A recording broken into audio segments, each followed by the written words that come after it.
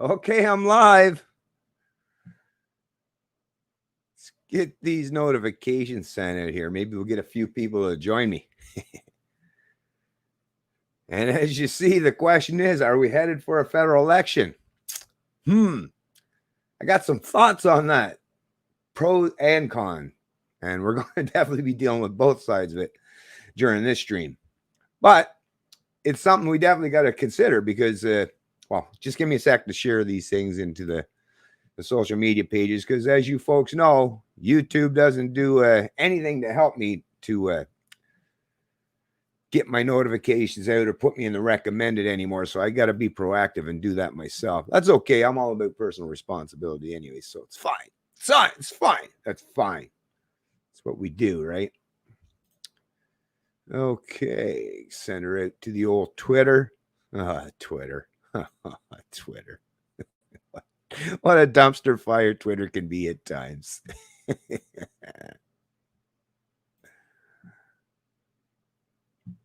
All right, did that actually get posted now? Yeah, it looks like it did. I'm live at the MGM Grand. Not really. Okay, close that bad boy up. There we go. There we go. You know, I wonder if I should have streamed this on my Facebook page. I get more people actually. It's crazy. Went through a lot of work and effort to create this YouTube channel. And, you know, it was on a pretty good growth trajectory. Still at what, 7.75 thousand subscribers. But man, I can go on a Facebook Live and get more people watching me than I can on YouTube videos these days. But hey, we're going to give it a try again because it's been a while. And I've missed some of you folks out there, some of the regulars at least. Hey, what's going on? Blunt News? Hey, Blunt News. Oh, that's the one with that picture of the dog. Yeah, that's pretty funny. What's up, Blunt? Morning all. Blunt News, like blunt news or just really blunt. Could be. It's a double entendre, right? What's going on, Denny Ringers? Denny Ringers. Good morning. Hey to you. Hey to you folks. Like I say, just I haven't done a stream in a while, but although I did do a stream with my son on our Liberty Hunter podcast channel. If you actually go to the main page of this YouTube channel, you'll see there's a link over, what is it, in the right side? I don't know, just below, I don't know, halfway down the page, let's say. Well, you'll see it, Liberty Hunter podcast. But yeah, we did a stream, was it last weekend? Not too long ago, anyways. It was a good stream. It was a good stream. Of course, we didn't have a whole lot of people watching there either because we only got, 97 subscribers so far. It's a pretty new channel. And we've kind of been sporadic at it, but it turned out that I enjoyed the stream personally. My son enjoyed the stream. It's me and my son, father-son duo, both libertarians and guys that care a tremendous a lot about the freedoms and liberties that are being, denied and attempted to be taken away from us at this current time by the Trudeau regime, with very few people standing in opposition. That's a lot of the establishment parties. They don't seem to be too overly concerned with us having all these rights, freedoms, both social and economically destroyed, right? But anyway, we're gonna get down to talking about that stuff as well. Let's see who else we got in here so far. Morning, been a while. Yes, Ryan Schmaltz. Yes, it has been a while for sure. But like I was saying in that post that I put out there, I tried to articulate is I'm not going away entirely. I really, really needed a break, and I needed a way to get my head together. Plus, I have a lot of things on my plate in my personal life that has to get done. It's just one of those things where you have to prioritize things. But hey, I'm invigorated and I'm back, baby. I'm back. Well, I never really fully left. I just, like I say, minor hiatus, right?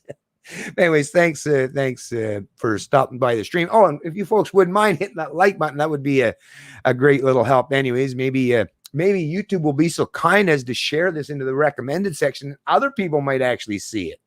That was a hilarious thing, actually, I saw on Twitter. It was YouTube creators, their own page, saying, oh, if you want to get out there and talk about social activism or social issues, like they're promoting now on YouTube to get into dealing with politics. Meanwhile, it's like, well, I guess my response to it, well, I guess, yeah, you might say to get involved in that, I guess, but that depends on what your particular opinion is, or your guiding ideology, because yeah, I've tried that YouTube for many years now, and it hasn't worked out too well. I mean, it seems like you're always wanting to smack my hand for daring to speak in opposition to the current establishment, right? Or the status quo. So, yeah. Like when you send out those messages, YouTube, like you got to remember you're talking to a broad spectrum of people, not just your types. Right? Remember that whole diversity thing, right? And we're not talking about just skin color or what's between your leg. I mean diversity of ideas and opinions or perspectives, right? Anyways, moving on. I'm going good. That's good to hear there, Danny Ringus. And Ryan, of course, been a while. Yes. Hey, what's going on, Michael Griffin? Hey, from BC, way out there on the old left side of the country. Hope everyone's doing well out there. We are on the left side of Kanakistan. Yes, in modern Kanakistan, right? And it really is. It's getting to be that point. It sure seems that way, anyways. Oh, yeah, that's right, too. I can bring these bad boys up. Okay, let's get down. Bernard Hutchinson. Hey, Libertarian, we don't need an election. We need a revolution. Yeah, not violent. I'm with you there. Although you never know. That's the thing with revolutions.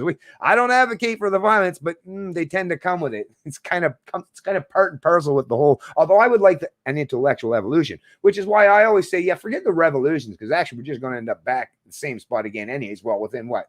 A few generations, right? I say, let's skip those revolutions. They're so passe, so past tense. In the modern world, let's talk about intellectual evolution, because in reality, what do we have to do? Is adapt people's minds into the proper concept and what it is to be a free human being. If you get enough people up to speed on that and enshrine those fundamental rights, which is freedom of speech and the ability to bear arms and protect themselves, well, if you got those fundamentals covered, well, that's really all that's required, right? It's not just the rights, they're important, but you have to have a knowledgeable citizenry that's willing to stand up and defend those rights. So, but intellectual evolution, yeah, if you can flex the muscle without having to actually hit anyone, that's a much better option, right?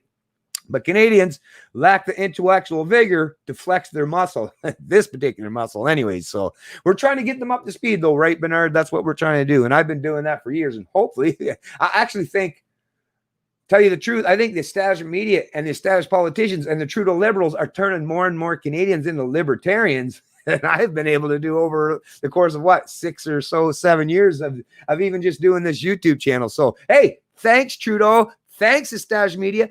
Thanks, CBC, right, for promoting all your authoritarianism, your central planning, right? Because now, like I say, more and more Canadians are turning pivot towards libertarianism. Actually, my Facebook page grew by, what is it at now? Probably like almost 200 new likes just in the last couple of days. Yeah, a couple memes that I posted on there just took off like a rocket. I forget how many hundreds and hundreds of shares they've had. And my page has had 23,000. Well, at that time, it's probably much higher now. And thousands of interactions. So people in Canada, I guess they're starting to come around. That's the problem with us libertarians. We're always so far out in front of most people that, I guess it takes time for us. We can go off and even take vacations and people still, well, a large portion of them still haven't caught up, but I'm seeing at least a few more Canadians. So, hey, it's a positive sign, right? But yeah, so we need a revolution, not violent, that tears down everything and rebuild with recallability, term limits, and less open immigration, and much, much more, for sure. But although that's the thing, the tearing down, right? That's kind of the thing. Even with I used this reference before with Nietzsche saying, "Oh shit, we killed God," right? More or less, and they're throwing out the baby with the bathwater. That's the thing. I'm not quite ready, even as a libertarian, a full-on, philosophical libertarian. I still don't advocate for it completely destroying things, because in that confusion, when everything's crumbling down, it sounds good to think that you can rebuild a new, in the image of what we would want society rebuilt. We get a lot of other people that want to rebuild things in their own image, or what they want to see or perceive as be the future, right? Or their pretense of their utopia. So tear it down. That's the thing. You don't really have to do much tearing down. Like I say, it's really, at the end of the day, it's all up here. It's all up here. It truly is. I don't know how I can emphasize that more. Is our freedoms and liberties, they're all up here. It starts here. And if we can get enough people that recognize that, then, like I say, it's not even a whole lot of tearing down. It's just a matter of transitioning away from the old to something more akin to the new, or an adoption of some of the great ideas in the past, but a reinvention, a tweaking them for the 21st century. But yeah, I'm with you. I hear what you're saying. Not disagreeing with you there. I'm just tweaking, taking around the edges a little bit myself, as I tend to do there, Bernard. But thanks for joining the stream. The liberals are the pandemic. Yes, they are. But actually, I wouldn't even call them liberals, because they're not. right? That's the one thing. I will not cede language. I will never cede language to these collectivists, these authoritarians. Nah, they're not liberals. Not liberal. Not if you know what a liberal is, right? And I'm not saying that I agree with everything that liberals do, but these people are not representing ideas or even liberal values or principles anymore. You just look it up, right? Don't allow them to define the term liberal. It's already predefined, and it has been for a long time. So, like I say, don't see the language of these folks. They're authoritarians or collectivists. That for sure. Glad to see you back. Well, thank you very much, Denny. Hey, what's up, Jesus Gonzalez? New Zealand's new policy for COVID concentration camps. Yes. Oh, no, there's a few outbreaks. Well, you're going to get that. What's her name? Ardeen or whatever. Yeah, you're going to get that. That's the thing. They think they're going to lock everyone down, right? And oh, look, we've managed to. The hilarious part is you just visualize it. Yeah, lock everyone in cages. Oh, look, we've managed to flatten the curve to like nothing. Yeah, but nobody's allowed to do anything either. So, what do you plan on keeping that going on indefinitely? Because if not, of course, as soon as people are allowed to move outside, right? Oh, no, all of a sudden this is second wave. Well, that's the point, right? You're causing the harm. Like, that's the thing with these central planners. They're actually going to cause more harm in the long run. But, the media, I mean, well, some in the media are actually finally coming around because the evidence is so overwhelming at this point in time that even some in the establishment media are like, oh, shit, yeah, we better hedge now and start to actually reflect some of the realities instead of constantly repeating or parroting political talking points by the authoritarian lefties, right? So eventually, and like I say, eventually they're all going to have to come around because the facts are out there. I mean, come on, what was it? I did my own thing where I referenced all the charts right from Canada's own website. They can't using their own numbers. It's showing like if you're under 50, you've got like a 2 or 0.06% chance of dying from COVID-19. A full 85% of the ones in Canada are people in long-term care facilities. So government, who failed people? Government, right? Because government runs these long-term care facilities. Even if you say, oh yeah, but some of these long-term care facilities, they're private. Oh, yeah? Check and see if they have to function under their own rules or the rules and regulations that government impose upon them. Then you'll find out, oh, not so private after all. That's the thing with a lot of people when they talk about like private companies. Listen, when you live in modern day Kazakhstan or any of the Western world these days, there's no genuine free market. Well, except, for your pot, you can still find the free market or the black market if you still want to get some weed or some things that government doesn't have their grubby hands on. But no, long-term healthcare facilities, they don't operate in the black market, right? No, they function under big government mandates and rules and regulations. So once again, but yeah, the thing with the COVID-19, well, hey, they're going to election too soon, right? Hopefully that Jacinda gets her ass handed to her and somebody else down there takes the reins, right? Because, I don't like to see a country, especially a country of Australia, the fine folks from down under, they should be respecting the freedoms and the rights as much as we Canadians do, right? Right? Crikey, God damn it. If Steve Irwin was alive today, right? I don't know, tell you the truth. Hopefully he wouldn't wade into the politics too much, unless it was to err on the side of liberty. But either way, God rest his soul, right? What's going on, GZ? GZ. Yes, please. Election. Well, we're going to get to it. An election sounds really good because, like, get rid of the Trudeau liberals. Oh, I'm all about that. But it's like, shit, what's on offer? What's on offer is the option or the alternative. Oh, shit. Yeah. Oh, yeah. Now I got a sober second thought here. The Conservatives? No. Right? Basically, liberal lights. Basically, just slipping the authoritarian shoe off the right foot, putting on the left, or I mean the left foot, putting on the right. Really, if you want to get technical about it, all the anyways. But and then what do you got? Like NDP? Hell no. The Greens? Hell no. And even the PPC. Well, especially for a libertarian, right? I mean, for the nationalists, that care mostly about identity politics on the right. Yeah, the PPC was, I suppose, or still does cater to that type. But yeah, as a libertarian, massively disappointed by the whole pretense of the PPC, and especially a lot of people told me, and even based on some of the stuff I heard espoused, Maxime tried to act like a libertarian, but turns out he's just a politician at the end of the day. Because yeah, rhetoric, that's one thing, but the actions, where they all ignored me or have now turned their backs on me, like Like, think about it. The PBC has basically everyone in that organization, by me trying to hold them to the proper principles and standards that they pretended to espouse. What they do as a consequence of me trying to hold them to the standards they espouse, everyone's kind of turned their back.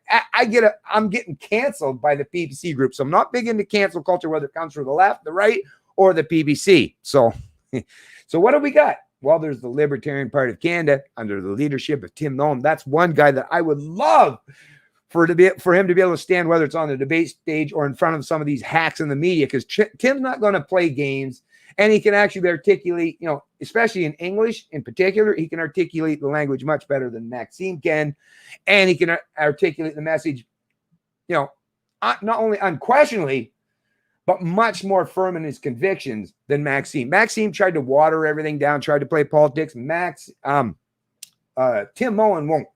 He would embolden and inspire a lot of people by telling the truth, because basically he'd be saying the same kind of stuff you hear from me, but on the big stage, right? So, but that's the thing, this short time frame here too, though. So, the Libertarian Party, right, as we all know, with libertarians, kind of like trying to herd cats. So it's already a tough thing a tough ask to get libertarians to kind of come together. But it's something that I, Tim, and a few other folks have been working on for a little while now. Now, I wish we had more time to do so, because we have been talking behind the scenes and becoming more or stressing the importance of putting our petty differences aside and showing some unity for the sake of the ideas and for the sake of this country. So it depends. We don't know if the election is going to come next week, next month. Hey, it could be next year. Who knows? So there's still some time. But yeah, for me, if it does come, it's the Libertarian Party or bust for me. That's all I'm saying. You folks do your thing. I don't tell people what to do, but for me, that's what it would be. Blunt news, because Trudeau has a new lucky commission in his pocket. Oh, yeah. She'll not do anything without his approval. Boom. I know, that's crazy.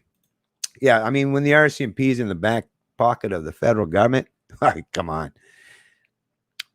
Oh, yeah, we definitely need the gun ban scrap. Well, that's the thing. And you got the CCRF and those folks that are taking them to court. And once it finally does get to court, I mean, if there's anything remotely resembling a half-decent judicial system in this country at the higher echelons, although I don't have a lot of faith in that. Just look at some of my past videos where I've discussed the musings of those on the Supreme Court.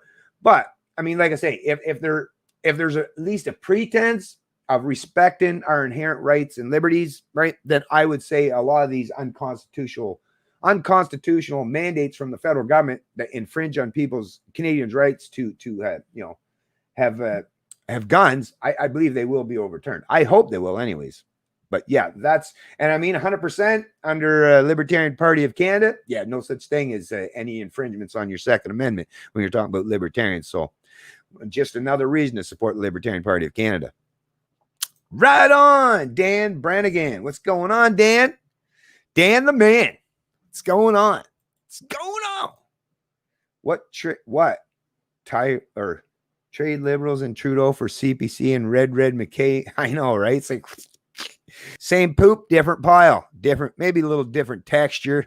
Color might be slightly different, but still shit at the end of the day, right?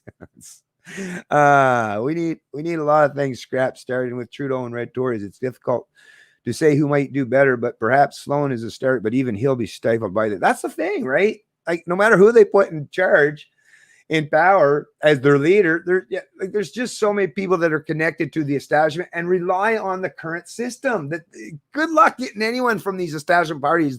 They're going to want to turn away from the things that they benefited from, right? So it's a tough ask, and especially if it's under McKay. Come on, I mean, the only one, I mean, O'Toole, somewhat. I guess that Sloan guy, depend on what particular issue you care about most. But as far as I'm concerned, none of them represent the proper principles of value. Actually, that's another thing. From now on, whenever I have a discussion with anyone, I'm going to ask them first and foremost, to catch them up in their bullshit, what are the operating principles that you're basing your opinions upon? Because that's a good way to point out the hypocrisy and contradictions in so many people, especially the pundits or the political class, right? They like to espouse bullshit. It's like, oh, okay, well, you care about whatever, right? Well, what's the operating principles? Is it your respect for liberty, for individual liberty? Is it the non-aggression principle? Is it do you accept and acknowledge that human ownership is something that I own myself, like no other human being has any claim of ownership over me? Do you respect property rights properly, right? Inquiring minds know. That's the way to, like I say, to me, that's the most powerful weapon we have right now, is to challenge these people based on the principles. Ask them to actually identify what the principles are that informs their ideas or their preferences or their opinions, right? Peter MacKay is a Red Tory and a UN supporter. Yeah, Peter MacKay is he's a waste of space. Waste of sperm too, but hey, whatever. That's not for my concern. No to MacKay, that's for sure. Right on. Roberta Hall. What's going on, Roberta Hall? Thank you very much for joining the stream. You are correct. Not much choice here. That's the scary part. I know. So that's the thing. This is the time when you know that there are no good options. This is actually an opportune time to lay down that grassroots work to help bring the Libertarian Party a little bit closer to at least being acknowledged by a substantial portion of the population. Let's get some advertising out there for the Libertarian Party. Not to suggest that the Libertarian Party is going to win. If an election is called, that the Libertarian Party is going to win. But like I say, Canadians need to hear these kind of ideas, these kind of principles espoused. This is important. This is like consider it the most important intellectual or philosophical campaign in modern recent Canadian history, or recent Canadian times, I should say, is getting the ideas, the philosophy of liberty out there and listen to and get people curious as to what is it with these libertarians? Because as you're seeing, more and more Canadians are pivoting towards the ideas and the philosophy of liberty. And why not? It's all about, like I say, self-ownership. I own me. Nobody owns me, right? I'm not a slave, subject, or serf to no one. Property rights, anything that I produce that's a concept of, or that's derives from my intellect or my physical labor or capacity, that's mine. Nobody gets to claim ownership over that. Hashtag taxation is theft, right? Or and one of the best principles that you can even think of, which is the non-aggression principle, which is to don't use preemptive force or violence towards anyone. Don't steal from them. Don't hit them. Like simple things, simple concepts that we learned as kids, and actually is what helps us develop into decent, moral, compassionate human beings, right? So if we can do that and get these ideas out front and center, yeah, maybe the Libertarian Party might not win, but we might see the largest showing in Canadian history in terms of the Libertarian Party. And like I say, Tim is an articulate guy. He can speak the message properly, and he's willing to do so. He's got, like I say, all we got to do is give him the bullhorn, and he's ready to go and run with it. So that's my thoughts anyways, Roberta. What's going on, Stan? We're headed for the ultimate election if we don't smarten up. Civil war. Yeah. Ain't that the truth? That is the ultimate election, right? And the chips are down. Well, I mean, we're in a pretty precarious time. So, but let's get to the article that I was talking that brought all this question of whether we're going to go to an election. Let's go to that article. Of course, everyone was covering it, I believe, mostly yesterday. Oh, let me take this off of StreamYard. Let's here take that off. Okay, we see here. Let me make the fonts a little bigger. Whoa, that's a big font there, Bennett. Big font. Big font. So Blanchet will push for election if Trudeau, Morneau, and Telford won't resign. That's the thing. What are the chances of all three of them saying, yeah, sure, we'll resign? Somehow, I don't think they're going to agree to those terms. So probably going to election based on this threat or this particular bit of information. Bloc Quebecois leader says government has mismanaged tax dollars during pandemic. Gee, you think? And that's all? Is that all you got to say? I hope you got a whole lot more to say than that, because the mismanagement of the tax dollars, yeah, I mean, hello, yeah, like that's pretty obvious, but there's a whole lot of other things, right, that kind of goes along with this too. Anyway, so this was Kathleen Harris, August 12th, 2020. Bloc Quebec leader Yves Francois Blanchet says he will try to trigger a fall election. Oh, so we at least will have till the fall. That's coming up fast. Woo! While the Americans are out there busy doing their thing. Hey, Maybe we Canadians be up here doing the same damn thing, right? Fighting for our liberties, because the Americans are doing it great, man. They're inspiring me down in America, especially down there at the Sturgis rally in South Dakota, and like CBC reporters down there trying to find people with masks. It's like they're bikers. They choose to get on a machine and travel at high speeds with no protective cage, and a lot of them without even a helmet. And you're worried that they might be wearing a mask. Oh, these square freaking, I tell you, the CBC, well, that's the thing. The left has become like, it's so weird, the left, because they're so enamored with the religion, the cult of the state. They've become just like that religious old grandpa or something that was like constantly telling you, you know, the one that's holier than thou, or grandma or someone. But it's like, yeah, it's really weird that the left, the progressive left, basically talks and sounds a whole lot like the religious, the old school religious right, in terms of like constantly stifling any sense of freedom or ability to do anything outside of their prescriptions for obedience, right? So it's weird days indeed, folks. Weird days indeed. But anyways,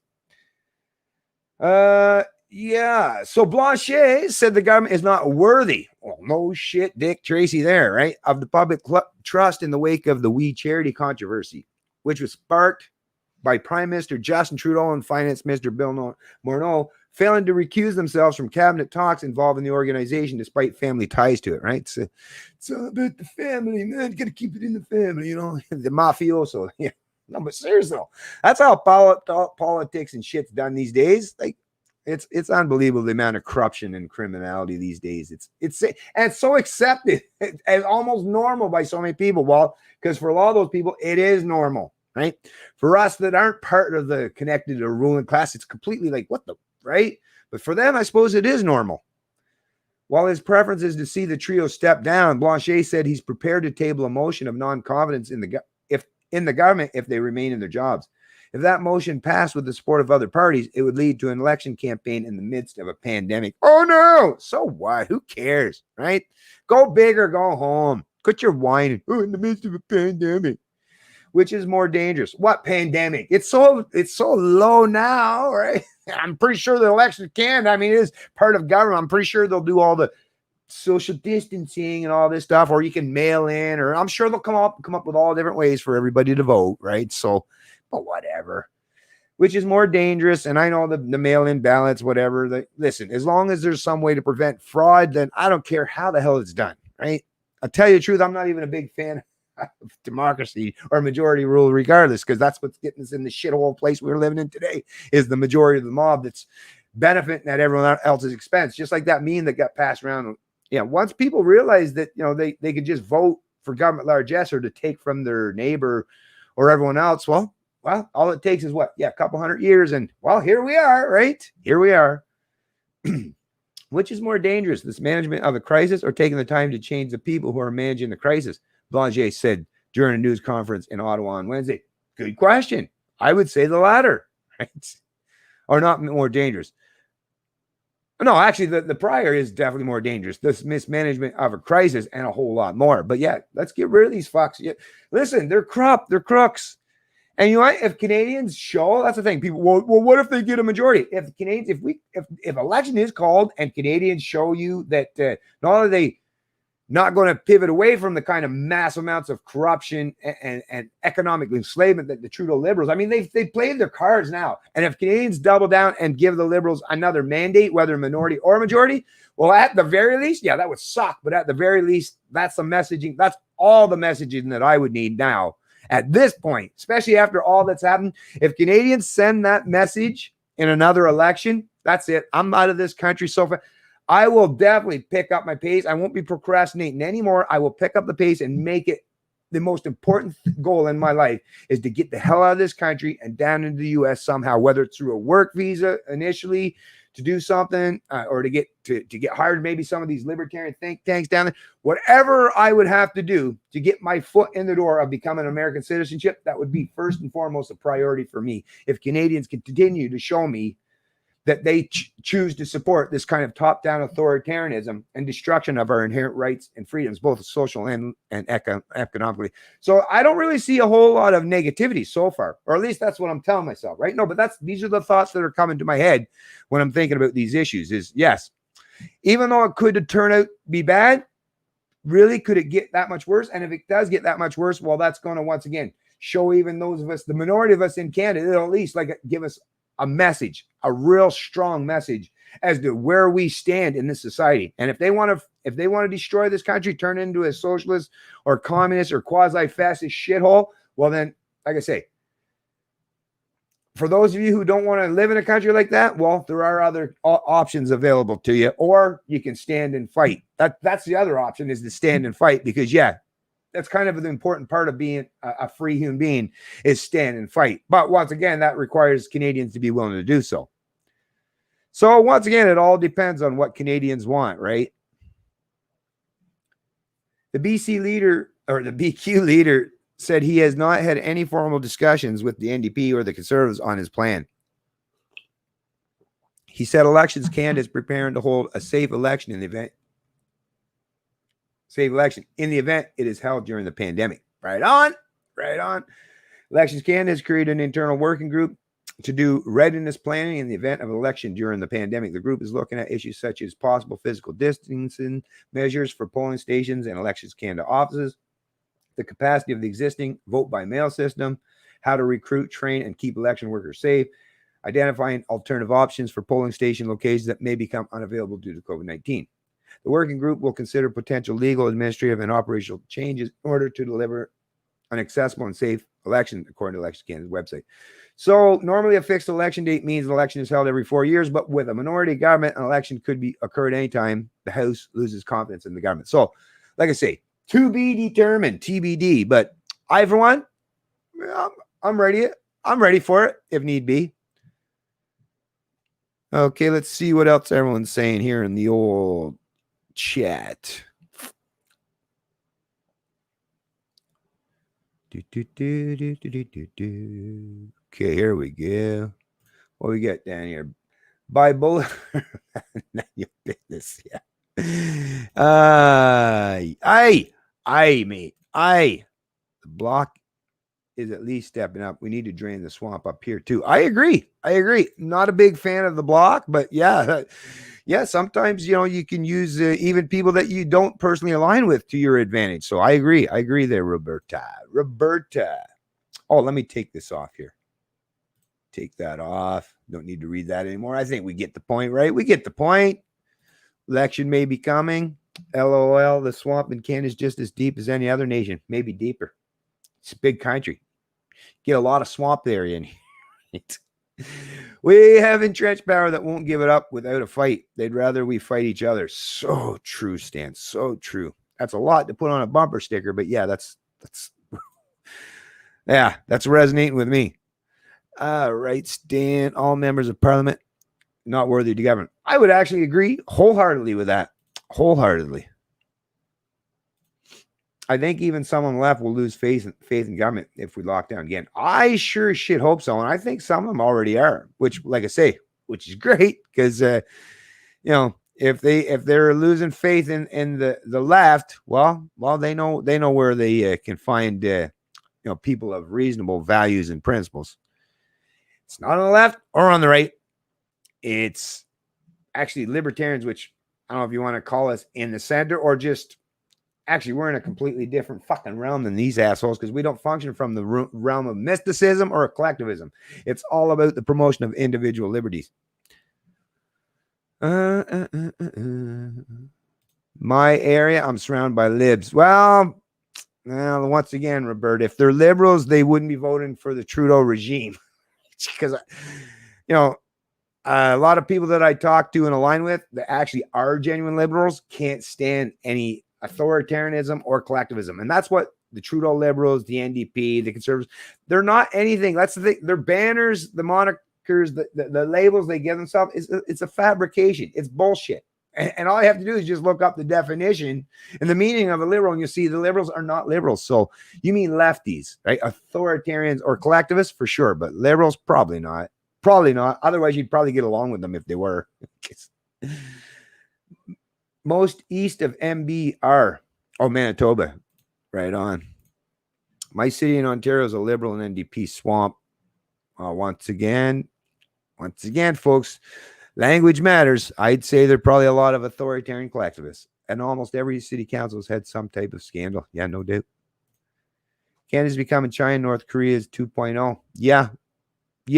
It's just without the huge population and a lot of the other things and a lot of the wealth, dude, because it's all being drained out of this country. China's actually increasing their wealth, their bottom line. Canada giving it away, so a little different.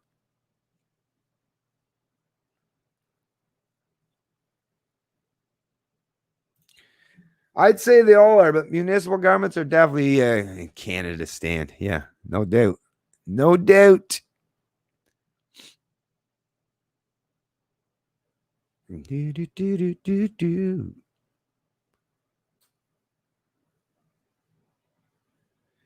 As it rightfully should. And if it doesn't, then yeah, what the hell's wrong with you, right? Actually, the people that are willing to put up with this stuff is like, what the fuck?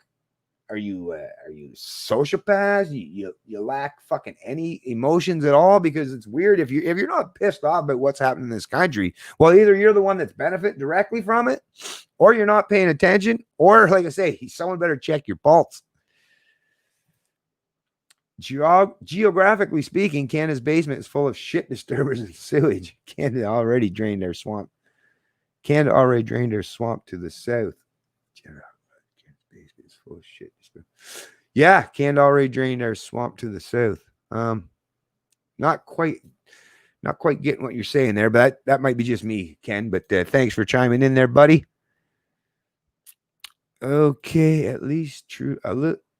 AI lets Trudeau know when to take each right. AI lets Trudeau know when to take each right. Well, if AI is teaching Trudeau, then I don't have much faith in AI. All right, let's get up here. What else do we got to cover? There's lots of stuff to talk about. So let's see what else we got here. Other than, well, I mean, the election. No, but I'll wait and see if anyone else chimes in about that. And in the meantime, because there's a few other things to cover here for sure. Oh, yeah. CMHC head warns of dark economic underbelly of mortgage industry rife with risky loans. So, yeah, more and more of those risky loans, those subprime mortgages are taking off these days. So, yeah, watch out for that housing market. And I mean, come on, I've known this for years. And people keep saying, to people like myself that say, no, you're in massive bubble territory in terms of the housing market. People keep saying, oh, yeah, you doomsayers have been saying that forever. When's it ever going to happen? Well, when people finally lose faith, right? I mean, because government has central banks and central planners that keep pushing and kicking the can down the road. Yeah, sure, they can keep this shit going for quite a while. I've admitted to that, but it doesn't change the fact that I'm completely and 100% correct that the housing market is completely out of touch with the economic realities of everyone, at least under the generation of the baby boomers. So what do you think? The baby boomers are going to be the ones going to be driving the housing market forever, or are you just going to keep using immigrants to do it? Because either way, you're pissing off Gen Xers, millennials, and Gen Zers, and whoever the generation after them is going to come along. You're pissing off a whole lot of generations to prop up this fucking speculative housing market bubble. So in the long run, it's going to be detrimental to a lot of people, even the people who are benefiting from this speculative inflated housing market. Yeah, you keep fucking over your kids, your grandkids, and your great grandkids, and eventually you're going to see that on the other side of that, yeah, you're going to get a big old taste of or dose of your own medicine. Because remember, as you get older, you become vulnerable and reliant on all the people that are younger than you, right? It's only the younger people that are going to be able to take care of the older people. So yeah, keep fucking over all the younger people in this country and see how well that works out for you. The housing market is 100% going to crash. When? I don't know. I would never even try to predict it because once again, it all depends on how much longer Canadians are willing to allow this kind of central plan and these Ponzi schemes to continue on. If people are stupid enough or naive enough to allow this to continue on, well, but I don't, like I say, economically, mathematically, it eventually has to come crashing down. Or they turn Canada into a socialist shithole, and then that lasts for a little while, and then everything breaks down. But eventually, like I say, All these central planning schemes, they all will fail eventually. That I do know. When? Don't know, but I do know that they will. So there's that. Anyways, I better pull that off the stream because I'm going to have to make sure I'm adding these. Got to make sure I'm adding these so I can add links to them at the end of the stream. Make sure you folks have access to them because that's the thing. Everything that I cover in my streams, I always make sure I leave a link to them so that anyone can confirm what I'm referencing because I don't try to mislead anyone. I deal with reality. I deal with whatever reality these dipshits want to put forth and present. I'll play their game right along with them and kick their ass while doing so because that's the thing. I'll stick true to the principles. I don't play politics. Okay, so there's that. Where was this? Is this the one? Actually, let me read it just a little bit. Okay, well, let's just read a little bit of it here. Why not? Because the housing market is something that's pretty important to a lot of people, especially younger people. So let's deal with this, shall we? Shall we? So as you can see, there it is. I'll make sure that's good. Yeah, that's good. It's good. It's good. It's good. All right. Oh, hopefully I'm not pixeling. My internet connection hasn't been great, but hopefully it's not too bad there today. CMHC urged lenders to stop offering so many high-risk mortgages. CMHC tried to raise lending standards, but others didn't match their high bar. This Pete Evans, August 12, 2020. The head of... Damn mustache here. Sorry, folks. Almost ate a mustache hair. Not real good. Yeah. The head of Canada's National Housing Agency is asking banks and mortgage companies to stop offering high-risk mortgages to over-leverage first-time buyers because they represent a threat to the economy. You think? In a letter to officials in the federal government and representatives of Canada's banking and credit union industry, Evan Siddall, the CEO of Canada Mortgage and Housing Corporation, asked lenders to be more strict about how much money they are willing to lend to fund home purchases and more diligent about who they are lending to. They're even seeing the writing on the walls, right? So that's when you know things are getting bad, right? The letter was first reported by our financial news channel BNN Bloomberg before Siddall released the letter publicly on social media. I'm asking you to continue to support CMHC's mortgage insurance activity in preserving a healthy mortgage sector in Canada, Siddall wrote to the banks, credit unions, and other mortgage lenders that make up his customer base. While the CMHC does not directly loan out money to buy homes, it has a massive influence on Canada's housing market because it insures a big chunk of the loans the lenders give out. Yeah. By law, borrowers with down payments of less than 20% must purchase mortgage insurance to cover potential losses if they default on their loans. Premiums that borrowers must pay for that insurance can add thousands of dollars to the cost of the loan. Earlier this summer, CMHC announced it would raise its standards by giving out such insurance by raising the minimum credit scores it will accept, putting a cap on gross debt ratio for an approved borrower, and banning the use of borrowed money to come up with the down payment. The goal was to make it harder to get an insured loan in the hopes that borrowers already stretched thin would not be able to get one and thus not be able to get in even further over their heads by buying a house they may not be able to afford. But things quite didn't work out that way. CMHC is the dominant mortgage insurer, but they do compete with private companies Genworth and Canada Guarantee for Business. It's impossible to downplay CMHC's outsized impact on the market, however. As of the end of 2019, the Crown Corporation was on the hook. So that's taxpayers, folks.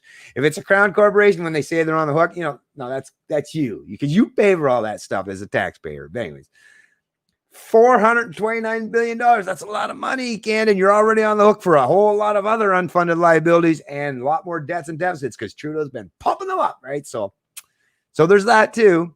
Worth of Canadian real estate by insuring the mortgages on it. The insurers often move in unison. So in the past, any change at CMHC was quickly matched by the other two. Collusion, but that didn't happen this time, which means the CMHC moves had little impact beyond moving borrowers from CMHC to a competitor. Back into the subprime without, hey, tell you the truth, if there's no insurance on that, that's a good thing. Don't come looking at me to bail you out. Hey, remember they did that bail-in regime? Remember that? Well, was that under the Trudeau Liberals or was that the Conservative? It might have been under the Conservative Harpers. I'd have to look at that now. But there's a bail-in regime. There's legislation in Canada to do a bail-in regime. So if you got money in a bank account, any substantial amount in a bank account in Canada, you might want to take it out, right? Because if they do a bail-in instead of a bailout, instead of coming to taxpayers, they're going to come to you depositors with more than $100,000. That is. So yeah, might not want to keep a whole lot of money in the banks. What I'm saying, right? If you're wise, that is. If you don't want to lose a chunk of it. Yeah, anyone who is locked out by the CMHC's higher standards simply got insurance elsewhere where the standards were lower. In his letter, CDL pleaded with lenders to work with to make sure lending standards don't become even more lax. What do we got here? I prefer competitors follow the lead. Economy newsletter be free. Should could be the entire economy could be put at risk. Yeah, you know why? Because a substantial portion of the economy is built on that speculative wealth that people have in their homes. They keep borrowing against the speculative increase in the property valuations, right? And they're borrowing against that. So, man, if you think the subprime mortgage fallout in the U.S. was bad in 2008, 2009, Canada's on the hook to a whole lot higher debt levels, way higher than it was during the crash down in the U.S., right? So, yeah, watch out, folks, because, like I say, the Ponzi schemes could come to an end, and who knows when. But I wouldn't want to play my bets and keep your toes in the water for too much longer. The Switzerland-based bank the BIS, an industry group for central banks around the world, warns that as a rule of thumb, when households have debt loads above 80% of their gross income, it's bad for the economy. Canada's ratio on that front has blown past 100% and is approaching 115%. CDAL warns too much debt not only increases risk, it therefore slows economic growth. First of all, 115, like, come on, folks, like, we all pay attention, right? Household debt, credit card debt, people are over leveraged in Canada, not just 115%. I don't know where they're getting these numbers, maybe stripping other areas out, right? Because that's the thing, you can manipulate these numbers so easy. But we've heard it. And CBC themselves have reported it. Why is there no correction, CBC, where you say actually Canadians actually are indebted, what is it, $1.70, $1.72? It's in the $1.70 plus range that Canadians are in debt, right, in comparison to their income. So they're spending $1.72 or $1.70, which is 170%, right, in comparison to their 100% that they bring in. So come on, I mean, like I say, these numbers, but either way, even if you just use these numbers, if 80% is bad for the economy, well, 115 is a whole lot worse, right? So, and like I say, the debt levels in Canada are much higher than they were in the US when they went through their financial crisis or collapse. Anyways, what's this get into now? And that's the other thing, yeah. He suggests a big reason that prices are staying high is because massive government spending programs like CERB and CWS have allowed people to keep their heads above water. Yeah. So even the housing market, it's like people are like, well, how come it hasn't crashed? Well, because government is bailing everyone out. But those deferred mortgage payments that everyone's been putting off, well, not only are you going to have to pay them, but their costs are going to be much higher, right? And you're going to have that compound interest, which is going to make it even higher. So the kicking of the can down the road. Well, not only is the can basically almost been destroyed at this point in time, but yeah, it's about ready to blow up in their face pretty soon. So watch out, stand back, take cover. That's what people get. Hey, listen, the people that are going to suffer from this big, gigantic housing scheme, well, you should have known better than play these games in the first place. And if you get bit by it or burnt by it, then, well, don't play with the fire if you don't want to get burnt, right? Don't dance with the devil. Once those programs end, bankruptcies and defaults may follow. And that is when prices might decline as new buyers are unable or unwilling to pay even higher prices and sellers behind their mortgages could become desperate to sell. Yeah, exactly. The economic cost of COVID-19 has been postponed by effective government intervention, he said. It has not been avoided, right? Exactly. And they say house prices could fall by about 18%. That would be that'd be like what they would call, that'd be a soft landing, right? But no, it could be a much, much worse than 18%. It could be like nosedive, like, so once again, hey, how much faith are you going to place on these people who have been proven to be wrong almost every junction, right? When they try to make their predictions. So there's that. All right, let's stop this one, get back and see what everyone's doing. Yeah. Close up that, close up that. All right, who else we got in the old stream here? Nobody. Oh, okay. Okay. Where are we at? Where are we at? Where are we at? Where are we at? Okay, municipal governments. Okay, I remember those ones. None of the banks who stirred the subprime scheme.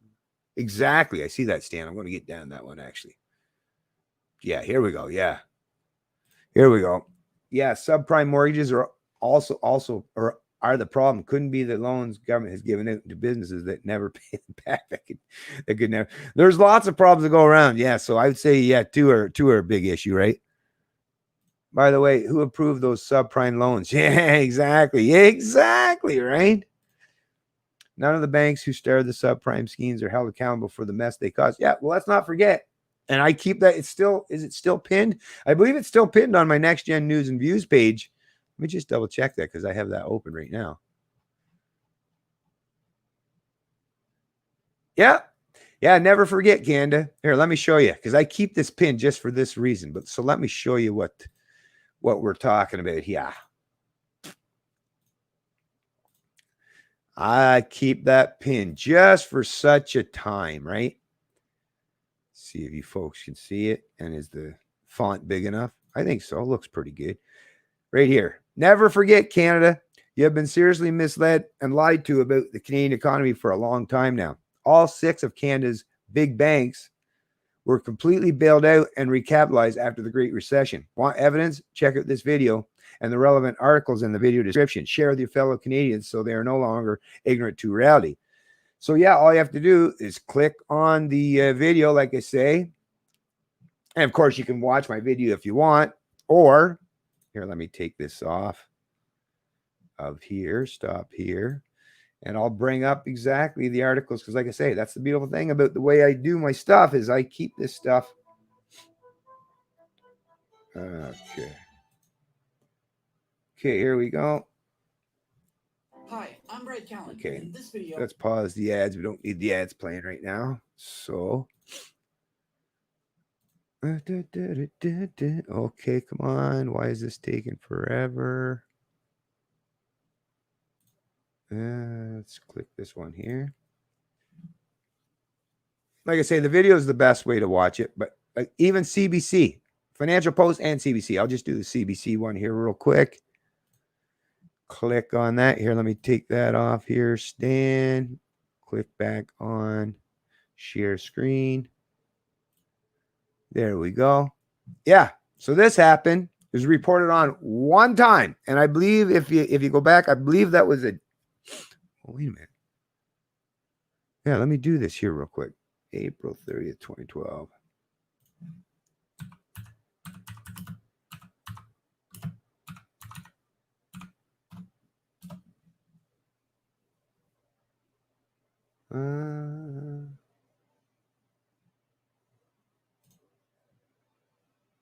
See here.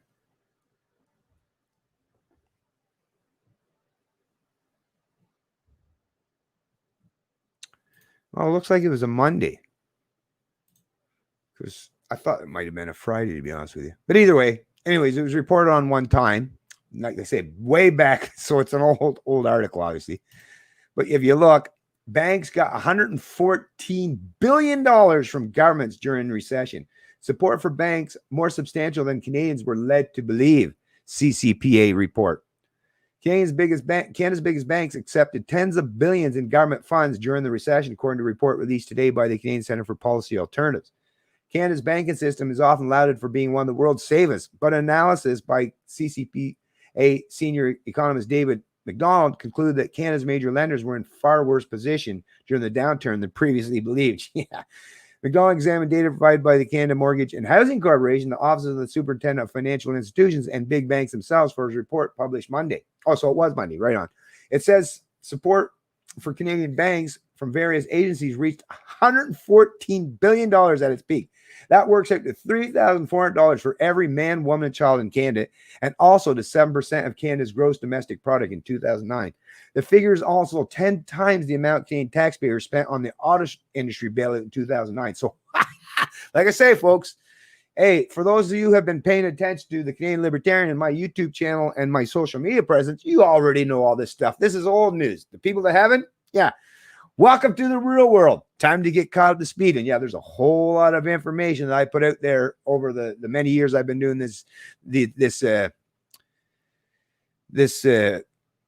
type of online discussing these things and making these videos. Yeah, a lot of information that a lot of Canadians really should be privy to. And unfortunately, I can create the knowledge, I can generate the information, but just like with a horse, you can lead a horse to water, you can't make him drink. I can try to lead people to knowledge, but you can't make them think. Matter of fact, I can't even get people to lead them to the knowledge because, hey, you have to be willing to travel to where the knowledge is. And that knowledge is on the Canadian Libertarian Facebook page and contained within my YouTube channels and videos and the rest of my other online social media presence.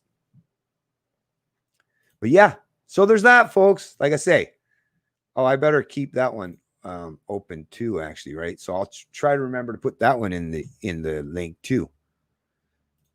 So what else we got here? But yeah, thanks for bringing that up there, Stan. Canada is one of the best countries in the world. Look at any stats. By what measure though, Ken? That's the thing, right? That's the thing. You know, it depends. It depends on what you consider the best. Like there's a lot of things.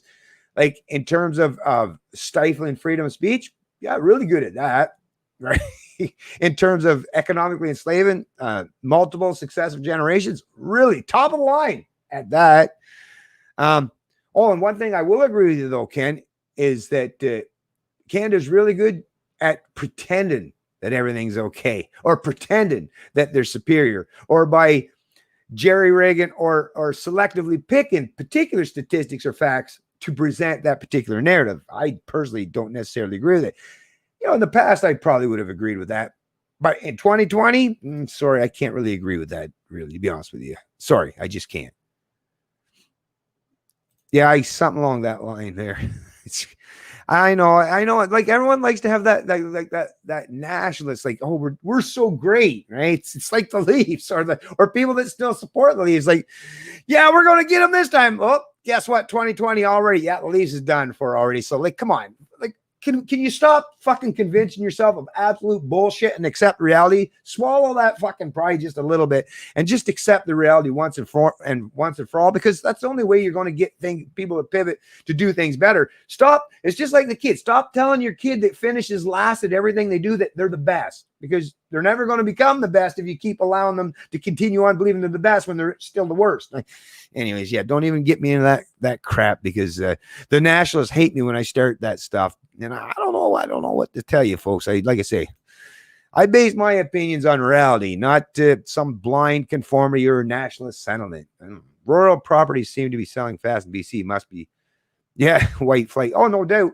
Rural, actually, I see, which is terrible, but I see even property freaking valuations are going up even in New Brunswick. So I don't know if that's a lot of the boomers that moved out of these places that are coming back and buying their houses now and say, yeah, I'm getting the hell out of the big cities. That might be it, right? Probably, because they fucking ruin everything wherever they go. But I don't know. If you want to get a half decent house, it seems like you are going to have to look to these rural communities these days before they become all completely, out of reach for most people too. Because that's, anyways. But yeah, bleep.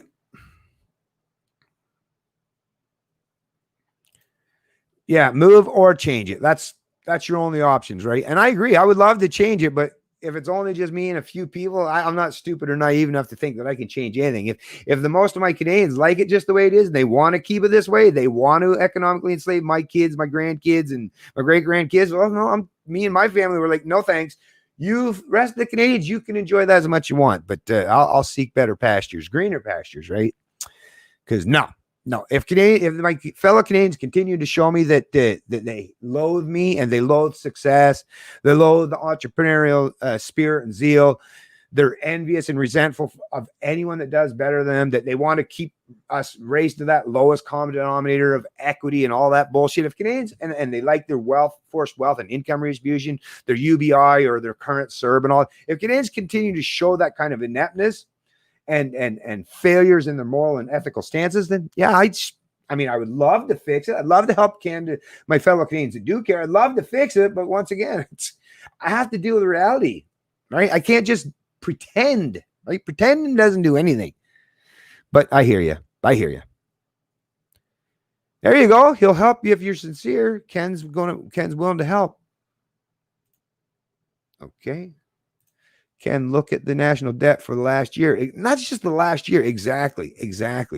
I know. Listen, I totally get the national sentiment from time to time. It's something that happens to us all, right? Especially when you're born in a country and you're taught to think in a nationalist sentiment. With the national sentiment, it's really hard to beat that. And we'd all like to be known as a part of a group or a tribe. We all that's right in the old monkey brain, right? That's right in the old stem of our brain. But in situations like this, you have to be able to you have to think more critically about this stuff. And like I say, the reality just does not reflect some of the premises or pretenses that people try to suggest what Canada is. Canada used to be, not necessarily no more. All right, let's get to, if you don't like it, move. I agree. Stats can be skewed. You better believe they can. Okay. But anyways, folks, listen, here's what we should do. Let's do an experiment here in this stream, and let's try to do you guys are doing pretty good. Let's see if we libertarians or libertarian lean type folks can try to keep everything on the up and up and respectful of each other, especially the dialogue. And I see everyone is, so that's good. That's good, because we have to lead by example. We really do. Oh, shoot. I'll help you F off too. Okay, come on. We got, like I say, this is one of those experiments. Like, I know, like I say, the whole libertarian herding cats, and I get it, but we got to try it out, folks. We got to try to do better. Depression 2.0 will be rough when the housing market crashes. Watch for hobo camps to pop up everywhere. Oh, wait, they already are. People are making. Yep.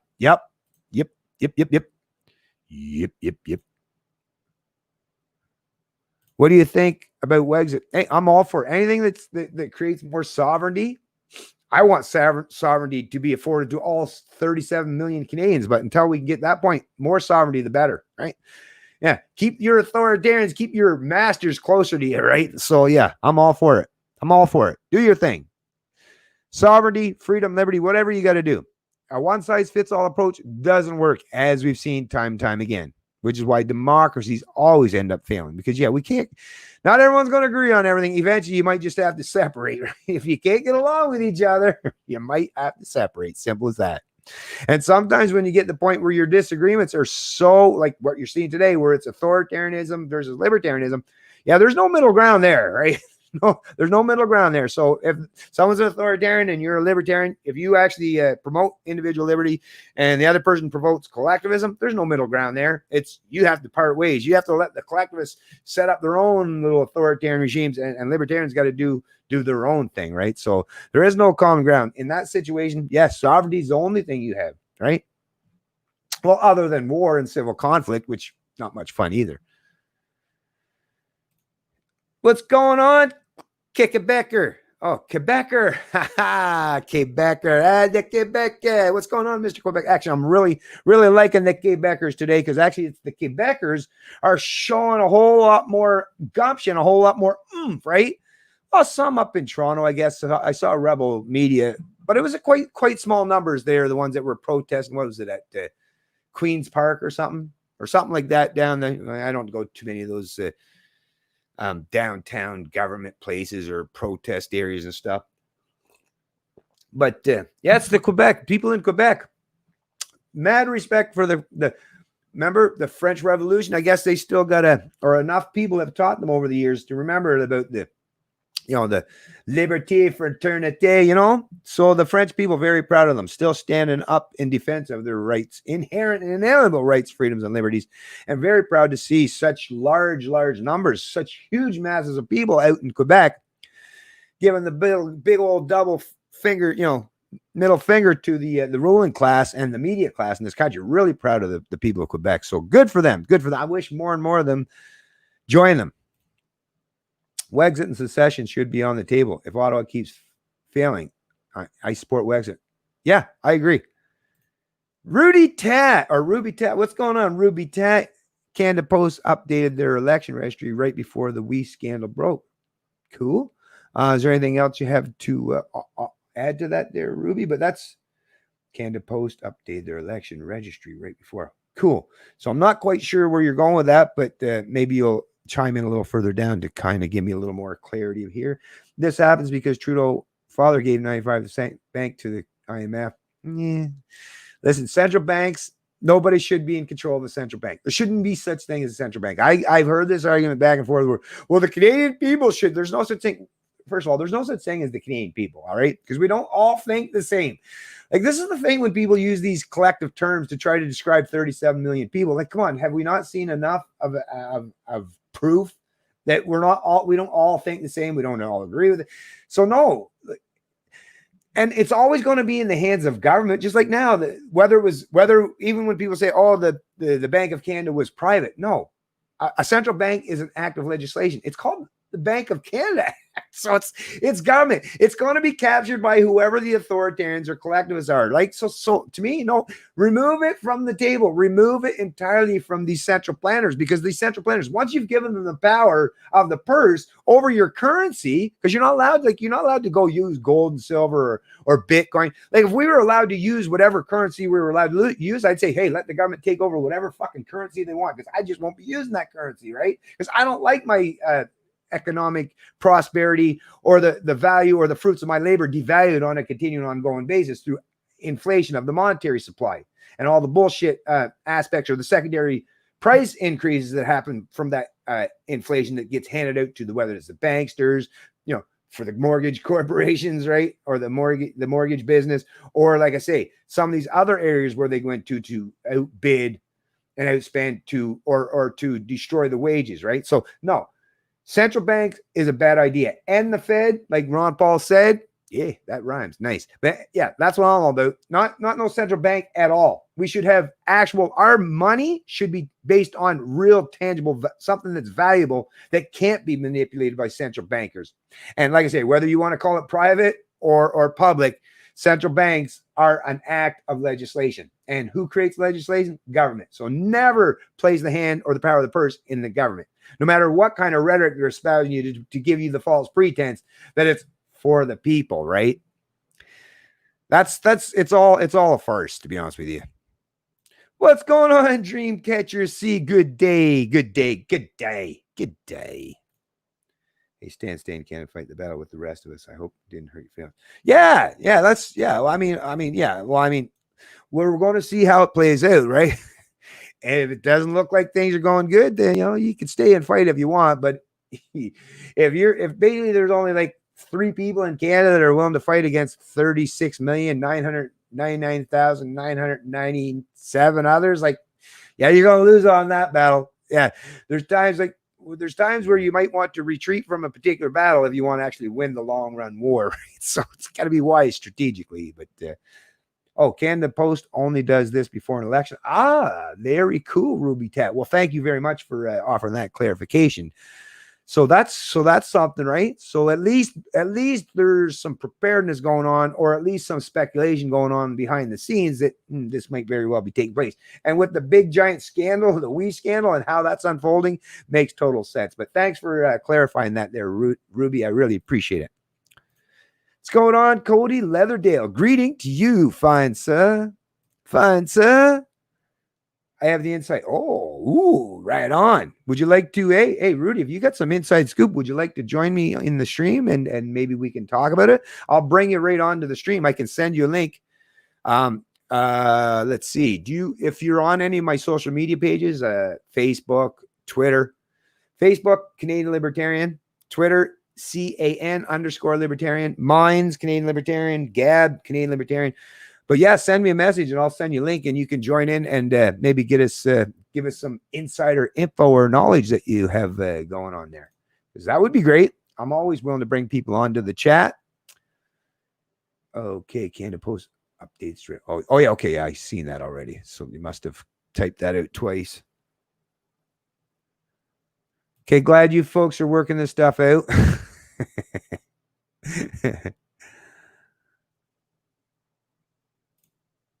Drink truth, but does not see me. Drink truth, but does not see me. I see you. I see you. Huh? Wait, what? Wait, what? Ciao, folks. This guy's not paying attention. What? I'm right here, there, Rudy. Oh, you just gotta wait. Okay, whatever. Oh, Stan, you're the king. I guess I wasn't quick enough. Well, I guess you won't be joining then. Stan's the teacher's pet. No, I'm just going through them. That's how they come up there. If you're still in the stream, Ruby, I just go through them as they come. I'm not giving anyone any. I don't know, man. I don't know what to tell you. Not giving anyone any special treatment. I'm just doing a thing there. Stan, you have a bad attitude for. Okay, come on, guys. Come on. Oh, this is terrible. See you later, dudes. I'm waiting. I want it. No, I'm right here. I'm right here. This is waiting up 12:36. What time is it now? Oh, I'm still 10 minutes behind. Damn it.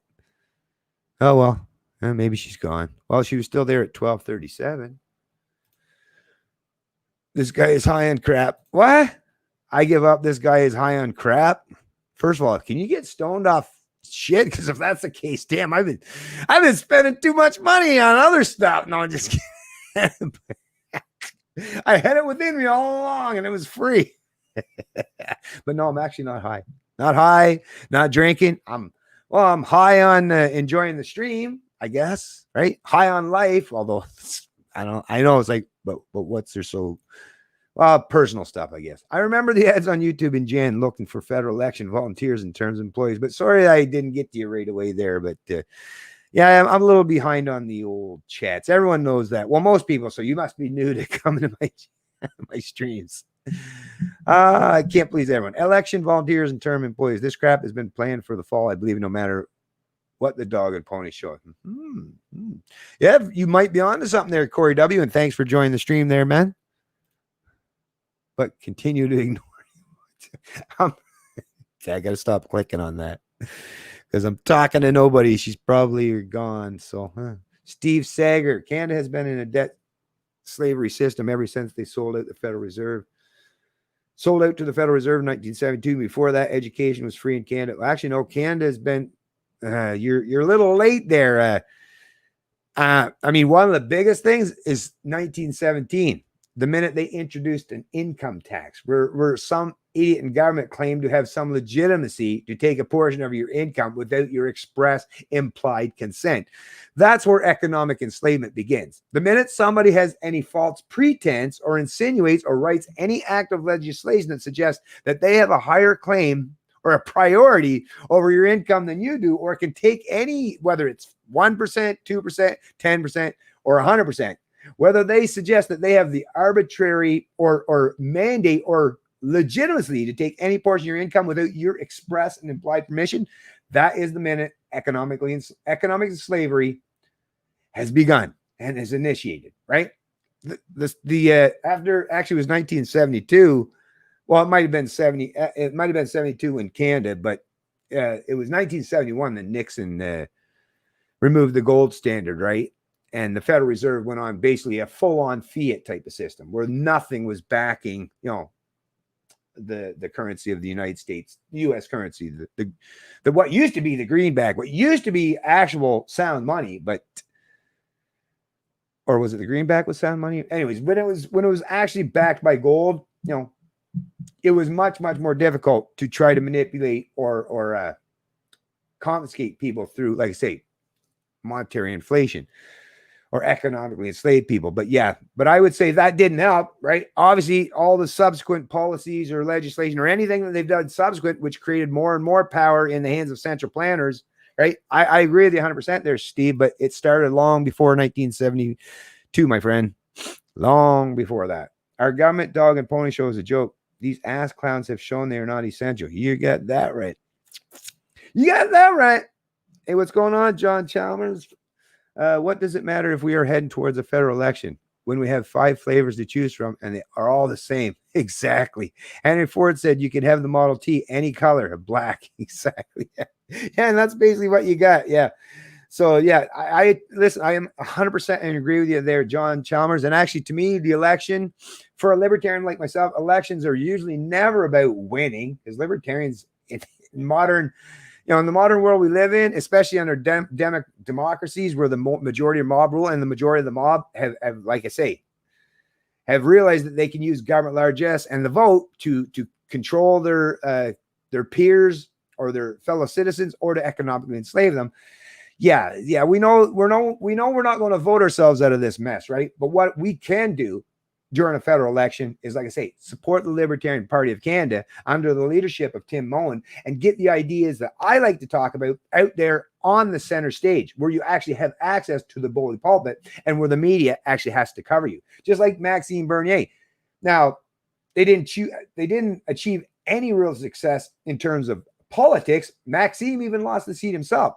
But some of those ideas that the PPC espoused, CBC had to cover them, right? Remember the whole thing, even with the immigration policy, CBC had no choice. Now, they did it in a manner that they tried to stick the finger in the PPC and suggest all PPC supporters were just racist or Islamophobe or whatever, but they had to cover it, because if you were a viable party in this country and are causing or stirring up any attention for yourself, well, the media will have no choice but to cover you. And if you get yourself at least on the debate stage, or like I say, promoting these kind of ideas, the philosophy of liberty, then yeah, I think that's what we have to do, or should do, is get the message out there at least. Because Canadians, at some point in time, we got to get Canadians up to speed and understand what liberty entails. Then they will vote to make the right decisions, hopefully. But it's not going to happen. You can't put the cart before the horse. Politics is downstream of culture. We have to get the culture up to speed and adopting these philosophical ideas and principles regarding, liberty. And how we can do that is by, like I say, using the bully pulpit when the federal election does take place, or if or when it does take place, and get these ideas out there front and center. So I agree with you, John Chalmers. I agree with you. And I guess I'll take my Model T in black, right? As opposed to whatever.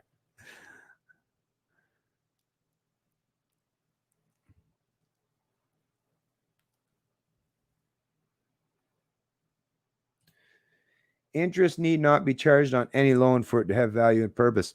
Interest is, it depends, right? Like when you talk that, you can't use that as a blanket statement, because, I might lend money to a close family member or a friend, and I might do it out of the generosity of my heart, and just say, just pay me back exactly what you borrowed.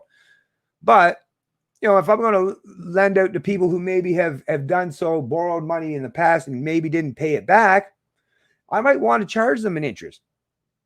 Why? So to hedge myself, so that I'm actually at least getting the potential of get a return, so that if they end up defaulting, I'm going to have a little bit of something that I've gained or achieved initially from it. If they breach the contract, right? Because that's the thing. You can't get blood from a rock. Even people say, well, sue them.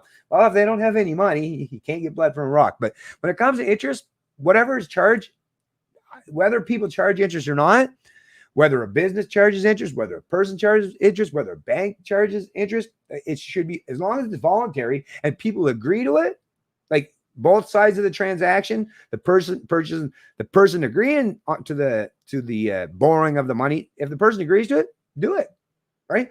I have nothing against interest. Interest is it can be profitable, but it's another way for people to, if you're lending out money to people, you could be using that to invest in other places where you could see a return. But if you're lending it to people and you're not getting any interest, well, you're causing your own yourself a little bit of economic harm. And if you're causing yourself economic harm, there's nothing wrong with trying to make up for that difference by getting someone else to benefit by the sheer fact that you had the money to lend in the first place. Because where did you get the money? Especially if you got that money through voluntary means yourself. You worked hard to provide or produce that money. So yeah, if you want to get some kind of return for that, hey, that's the beauty of the market. And if someone agrees to the terms, whatever you've set, then if it's voluntary, do your thing. That's the beauty of the free market. If you don't want to be charged interest, don't get a loan anywhere that charges interest. Try to find someone that won't. Maybe a family member, maybe a friend, maybe a rich, long lost relative. I don't know, but there's lots of ways that you can get money if you don't want to be charged interest through a bank or something. Yeah, income tax is 100% theft. Exactly, Corey W. Hashtag taxation is theft. 100%. Tax Freedom Day will be December 29th by the time my kids are working. Do that. You know, that's not even funny, but yeah, what is it now? It's almost into, well, it'd be in July now, right? Especially after the deficits. It'll be into July for sure, maybe even August. Actually, frig, it might be much longer than that because you know how they do that. And we'll see how Fraser Institute, how they do that calculation. Or maybe I'll do it myself one day. See just how far that stretches out now. How many months of the year do you have to work for government, right? Before you actually get to see anything for yourself. Right. Freedom Prospector. LibCon is just that, a con job. Government to counsel meant the mind. Government equals mind control. Yeah, pretty close, I guess. Something along those lines, anyways. John, I voted for the PPC last October, but I was disheartened by the lack of support from my fellow sheep. I was too, and actually, as I don't know if you were paying attention, but I throw my support tremendously. I even donated to the PPC, and I don't have a whole lot of money to toss around, but I even donated to the PPC. I interviewed, a tremendous amount of their candidates, supported them, promoted them on all my social media pages, gave them all like my YouTube channel a way to spread their message around. And what did I get? I was used and abused and kicked to the curb. So yeah, me and the PPC, sorry. Not everyone in the PPC, like I say, not all, hashtag not all, but no fan of most of the people, especially the people that are in any position of influence or power in the PPC. Yeah, because like I say, they've shown that they lack any respect for me or the ideas I stand for. So if that's the case, well, I'm just not going to align with people that would turn their backs away from libertarian ideas, because that means they have ulterior motives or not functioning from a place of principle like I thought they were. I voted for PPC too, along with 648 others in my riding. Cool. Hey, it's better than nothing. Like I say, at least you know in your riding there was at least 649. Hey, 649. Might want to go buy a lottery ticket. Just kidding. But at least you know in your riding that there were 649 people who didn't want to support the status quo. They may very well be interested in supporting the Libertarian Party of Canada, right? Maybe more of them will. Because like I say, there'll be no milk toasting or placing my faith in any alternative party. No, the Libertarian Party of Canada, that is the only party that I know with 100% certainty represents the values, the principles of libertarianism, of liberty, is because it is a Libertarian Party. So yeah, no more milk toast, no more. Yeah, no. Fool me once, shame on me. Or shame on you. Fool me twice, shame on me. Not falling for that one again. So, nothing against, a little bit against the folks at the PPC, but those who want to support them, hey, you do your thing. Like I say, I don't tell people what to do. You do your thing, but I definitely won't be. My support, if there's a federal election called, will be going behind the Libertarian Party of Canada. All right, let's see what else. Like I say, what else do we got to cover? Because there was definitely a lot of stuff happening. Oh, yes, let's get this one out because, oh, man, I don't know, is Trump really, I don't know, people when they talk about Trump and being the 4D chess, but sometimes when I see stuff like this, it's like, damn, maybe. I mean, the guy is no fool. As much as the media tries to suggest, he's not a fool. Like, come on. The way the media portrays Trump, that is the epitome of Trump deranged syndrome, when they constantly espouse he's just a complete idiot, right? Don't you wish every idiot could become as successful as Donald Trump? If that was the case, we'd all be fucking billionaires, right? So come on, bullshit that Trump's an idiot.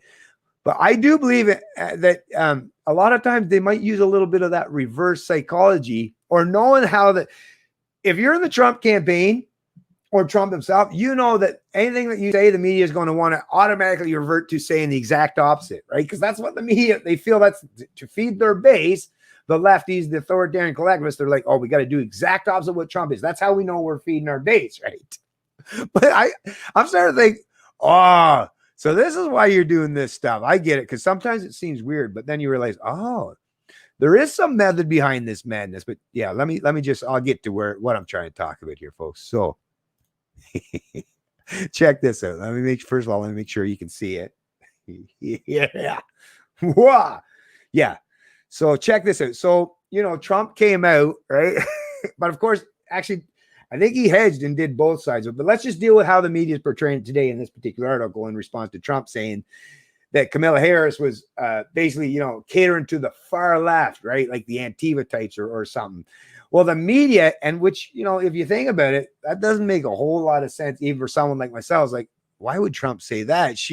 Based on the fact that she was an attorney general and threw 1,500 people in jail for smoking pot, and she seems very much law and order-ish, right? She probably not someone that if you're part of the whether it's the black or Latinos, and maybe your brother or sister or nephew or niece or somebody's been locked up in jail for smoking weed, a plant that's caused no harm to anyone, as far as I'm concerned, you probably won't want to support Kamala Harris. But anyway, but Trump come out basically saying, I guess, that she's catering to the far left.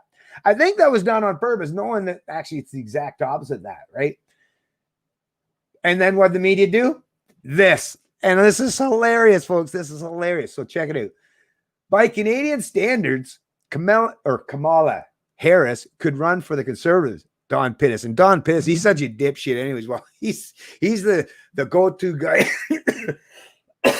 in terms of discussing economics. And you see how inept he is at that. Like, he's a Keynesian, and even John Maynard Keynes himself would say, come on, Don, you don't represent me, man. You're fail, big time fail. But anyways, no wonder they got Don to wade in on this one. Or no wonder Don weighed in. He just doesn't seem to realize that he's being played by the Trumpster, right? Trump campaign branded Biden running mate as an ally of radical left, but her background tells a different story. So this is Don Pittis, August 13th, 2020. If Kamala Harris fails in her bid to become vice president of the United States, maybe she could run for leader of Canada's Conservative Party. Actually, this speaks volumes too, like in Canada and stuff, right? Anyways, while the Trump campaign lost no time declaring her an ally of the radical left following her selection as running mate by presumptive Democratic presidential nominee Joe Biden, by Canadian standards, that would be a stretch. Tugged by Senator Bernie Sanders and Senator Elizabeth Warren, the Democratic Party may have moved to left, but with such radical policies as more accessible health care and a slight amount of wealth redistribution from the very rich to the poorest, middle-of-the-road party members like Harris could easily fit in the political spectrum of moderate conservatives in Canada and Europe. But I love this, because not only is this fucking... I'm going to get so much gold out of this article. I should have started to lead it off with this one to be in. No, we're talking about an election. But I should have... This is an important one, folks, because look at that. But with such radical policies as more accessible health care and a slight amount of wealth redistribution from the rich to the poorest, which is socialism, right? Socialism light. Middle-of-the-road party members like Harris could easily fit into the political spectrum of moderate conservatives in Canada and Europe. Yay! Hey, I can't help but say I agree with you, Don. The difference is you're actually helping Trump out. But see, Don obviously has that Trump derangement syndrome. He doesn't realize that you're actually helping Trump and you're helping me too. So thanks, Don. She's very big into raising taxes. U.S. President Donald Trump said shortly after Biden announced Harris would be running me, beginning the process of framing the California senator as an enemy of business and the better off. Headlines proclaiming her blackness, her Asianness, her Canadianness, her female gender, and status as a child of immigrants might seem to confirm Trump's portrayal of some sort of proletariat upstart, but the facts tell a different story. Not a story of coming up from underclass. The hurdles for someone who is a woman and a person of color fighting her way to the top of the heap should not be minimized. A glance at Twitter will leave you creeped out by sexual comments directed at Harris that male politicians never have to face. But Harris's economic perspective is by no means one of looking up from an underclass. Opponents from the U.S. right may see her as being fantasized by the 5 years she spent in school in Montreal. Inoculated by what? Westmount radicalism? Westmount, for those not familiar with it, is a traditional enclave of the Quebec Anglo elite where socialism, on rare occasions, when it's raised its head, is usually taken with champagne. Harris graduated from Westmount High School in 1981. While indeed a child of immigrants, both of Harris's parents were scholars. Her late mother, Shamala Gopalan Harris, who was born in India, was a cancer researcher and worked as a faculty member at Montreal's McGill University for 16 years. Her father, Donald Harris, born in Jamaica, is a retired economics professor who taught at Stanford University in California with a long list of honors. He'd also been an economics fellow at Cambridge. So seems like, yeah, a little bit of a aristocratic background there, right? A little out of touch with the people that she's supposed to be appealing to. Or at least the way the media, the kind of people the media tries to suggest that she's supposed to appeal to, with which is like what? Black Lives Matter people, right? Or the disenfranchised Black or Latinos that have seen their economic prosperity hollowed out and all, and are at, like, come on, it's just insane. Anyways, Harris studied political science and economics at Howard University in Washington, D.C., heading up the economics club and debating team at university before becoming a lawyer and prosecutor in California. Like I say, she was the one that put a lot of pot smokers behind jail, right? Behind bars. And who's overly represented as in the correctional facilities in terms of being punished for smoking, consuming, or distributing pot? What's the black people? So a black woman put a lot of black people, right? So it's I don't know, wild. Anyways, with the Trump team trying to expand on the president's favorite anti-woman epithet, nasty, and his tired-sounding phony that he rolled out so far, supported as a member of the establishment, to his more extreme supporters as a member of the establishment or as a usurping outsider. Watch her creative attempts to combine the two. Sure. Okay. Doesn't need an economic policy. Okay. I don't know what the hell that's all about. Under the VP's off the job. Okay. Don't worry about that. Okay. There's more on here. Hold on a sec, folks. That job comes away. Her job and not appointed by the.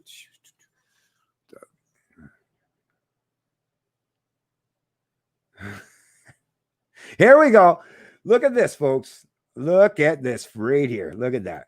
For all the talk of her being anti-business, if Harris could bring California levels of entrepreneurial success and well-being to the rest of the country, a certain amount of California-style environmentalism or Canadian-style socialism might be overlooked. So is that Don? Don's actually admitting that there's a particular kind of Canadian-style socialism, which is, yeah, exactly what the LibCon, all the parties in this country, they promote socialism in some way. So Donnie's, once again, he's correct about that.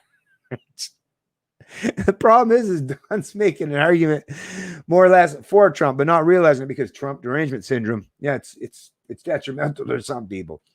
For Canadians most of whom have grown tired of Trump's disrespect for Canada, his wild accusations of unfair trade, his off-the-cuff comments that so often seem disconnected from the real world, Harris's race and gender will likely be of the least concern. Whether through her influence as vice president, if she wins in November, it's the president that's going to win, right? Okay, whatever. So yeah, but that's hilarious, right? That's come on, that was hilarious. But some blatant things there, like I say, admit that Canada's basically a quasi-socialist country. That's great, and like I say, trying to counteract what Trump said, but basically given fodder for the Trump campaign to use against Kamala Harris in the future. Like I say, wow, that is just wild, folks. That is just amazing. Let's get back into the scheme or see what's going on here.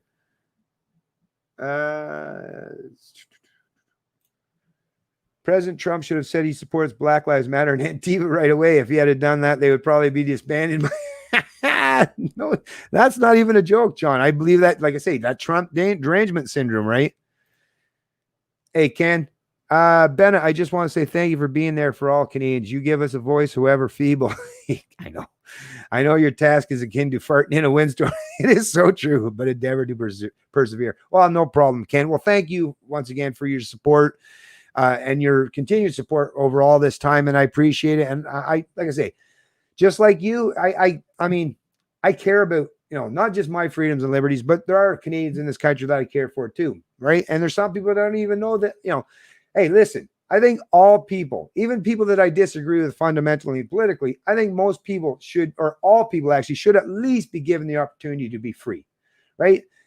Whether you agree with them or not, we should live in the 21st century. We should respect each other's freedoms and our sovereignty. And really, at the end of the day, that's what I want. That's, I think, what's going to create, and what has. It's the only recipe that's ever worked in any time throughout history or in the modern day. Well, we're not seeing it much in the modern day, but darn well, even in your own personal life, how you get people to be kind and friendly to each other, treat each other with dignity and respect, is to take preemptive force and violence or threats thereof, or theft off the table as how you interact socially or economically. If you take those off the table, if you take the threats off the table, then we're going to be able to get along much more peacefully. Even if we don't agree with each other, we have to take the threats of force, which is what government is, off the table for the most part, right? And that's what I'm all about. I'm sure that's what you're all about, Ken. But thank you very much. I will continue to do whatever I can. She won the Biden sniff challenge. Yeah. Thanks, Don, for pointing out we don't have a conservative party. Exactly, right? You saw that too, right? So I'm not the only one. It's so freaking insane that, but see, Don's not even, this is someone that they get in their little tunnel vision. Like, he's writing an article for CBC, and all he's thinking is he's got a party line. He's got a narrative that he has to align everything that he says with, without realizing while he's typing it. It's like now, me, if I was typing that stuff out, I'd be like, oh shit. Oh, look what I just did there. Okay, now that's really messing me up. Now, at some point in time in the future, when I'm trying to say that Canada has some kind of free market economy, right? And we're supposed to be against that, because that's what Don would say. It's like, oh man, how am I going to say that when I've admitted that basically Canada will function under a socialist economy? So it's like, this is what I mean with these people. They're opportunists, but they think in such narrow bands or narrow scopes that's why they will ultimately fail, folks. And really, all we need to do is get people up to speed. The Spy Patriot, all of us, all we need to do, we know this, but rather than, like I say, just be an echo chamber, we need to reach out and get more and more, which is why I need help from you folks to help share my stuff to people. We need to get people who have never heard what I've had to say or what you've had to say. We need to get people, right, listen to this stuff, because we've got the truth, we've got the facts, we've got the proper philosophy, we've got the principles, we've got the groundwork, we've got the foundation built. Now it's just a matter of what we're going to build on top of it, right? And we need more and more people. We need many, many more hands than what we have right now if we're going to build anything in this country, because right now there's just not enough of this. There's some great, and the ones that we have, yeah, we can punch way above our weight, but we're still up against, like I say, a huge, massive opposition. So we got our work cut out for us, but we're the men and women for the job, right? All right. What else? We're actually, how long am I going on here? 1 hour and 36. So I'll probably only go 2 hours, but yeah, there's probably something else we can cover. Oh, for sure there is. I'm sure there is. Let's have a little sip and pop, shall we? Oh, and our vegetable gardens turned out great.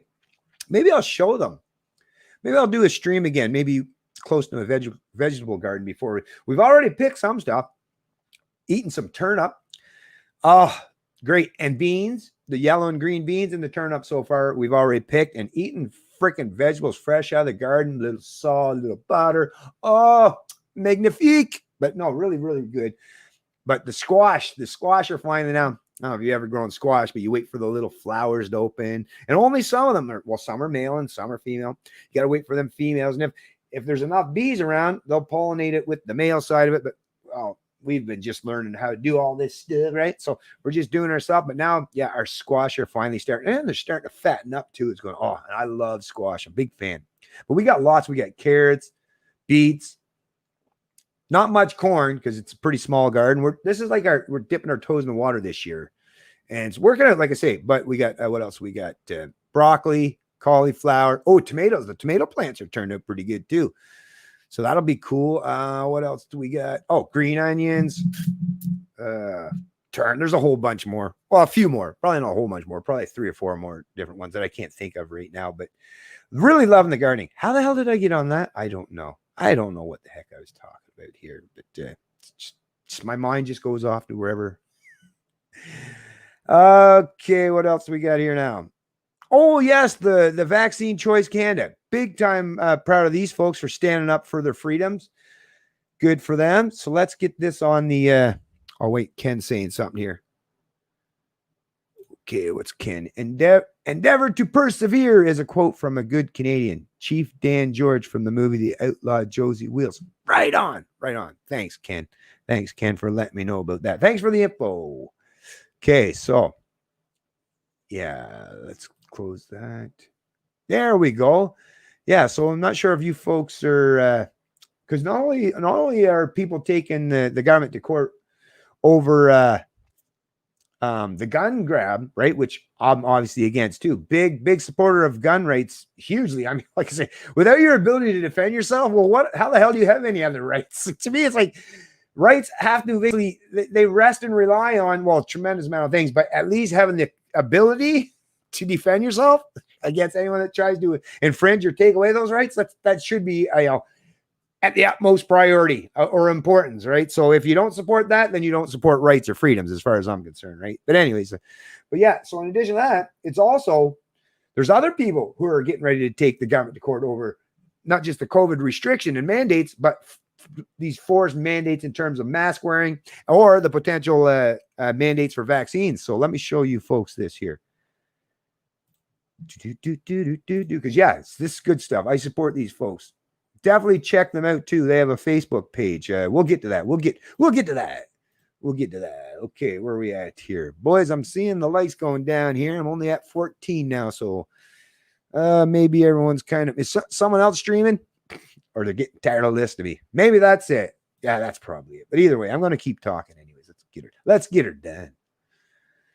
Okay, health under the health section, CBC News. Details emerge of Vaccine Choice Canada lawsuit over coronavirus response. Woohoo! Okay, well, anyways, I got to make sure once again. Yeah, you can see all that. Yep. So kudos to these folks. Almer, Ontario-based anti-vaccination group, filed suit in July, but CBC recently obtained unredacted copy. By the way, you can get a copy of it actually in this article. I suggest you copy on it, download it, and check the whole thing out. It's pretty cool. Colin Butler, August 13th, 2020 is who's reporting on this for CBC. CBC News has obtained an unredacted copy of the lawsuit launched by an anti-vaccination advocacy group against the government response to the coronavirus crisis, the details of which can now be independently verified and publicly reported for the first time.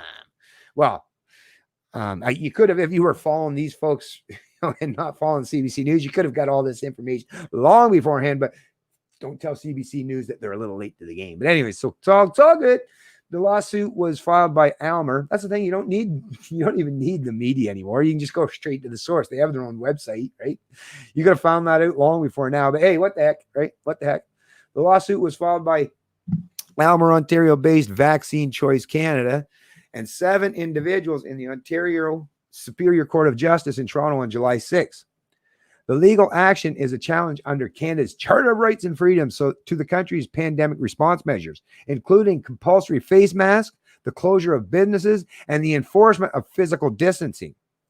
The plaintiffs are suing the governments of Canada and Ontario, the City of Toronto, senior politicians, a number of local Ontario health authorities, health officials, and the CBC over their response to the pandemic. So yeah, even the CBC has been named into this lawsuit. And yeah, boy, now I know even if they win, of course, we taxpayers, we're the ones going to have to pay. But at least I'd love to see the precedent set where CBC is actually held to account in some way, or at least been proven that, yeah, you fucked up. You did wrong, CBC, by parroting the political talking points by these authoritarians and not standing in defense of Canadians' civil rights and liberties, you bunch of dipshits. That's the whole point of having you, CBC. You're supposed to hold government to account, but of course, when you get your paycheck from the government, I guess it's really foolish and naive of us Canadians to think that you're actually going to do that, which I don't anymore. And I haven't thought that for a long time.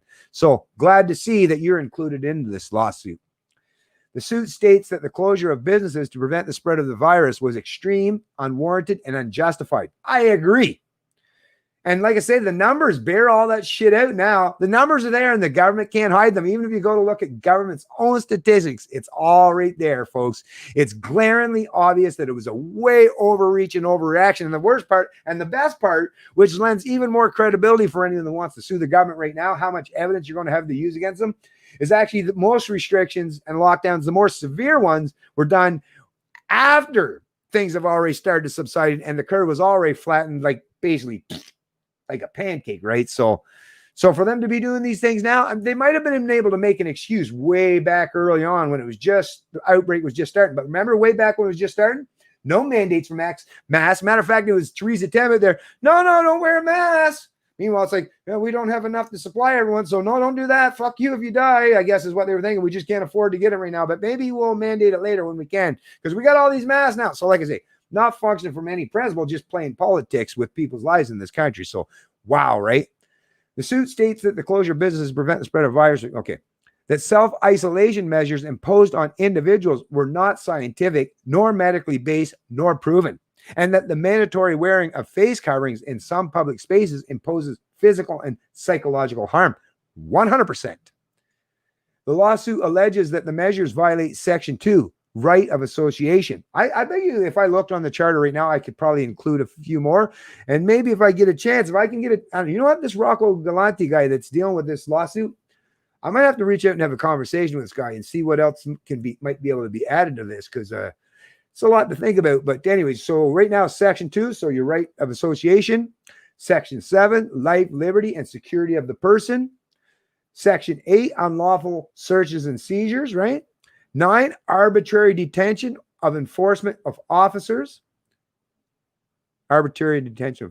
And 15, equality before and under the law of the charter. Exactly. So like I say, I'm pretty sure might be able to find even more in terms of constitutional challenges that are infringing on other aspects of the charter rights and freedoms. But for now, this is what it is, and still a substantial portion, right?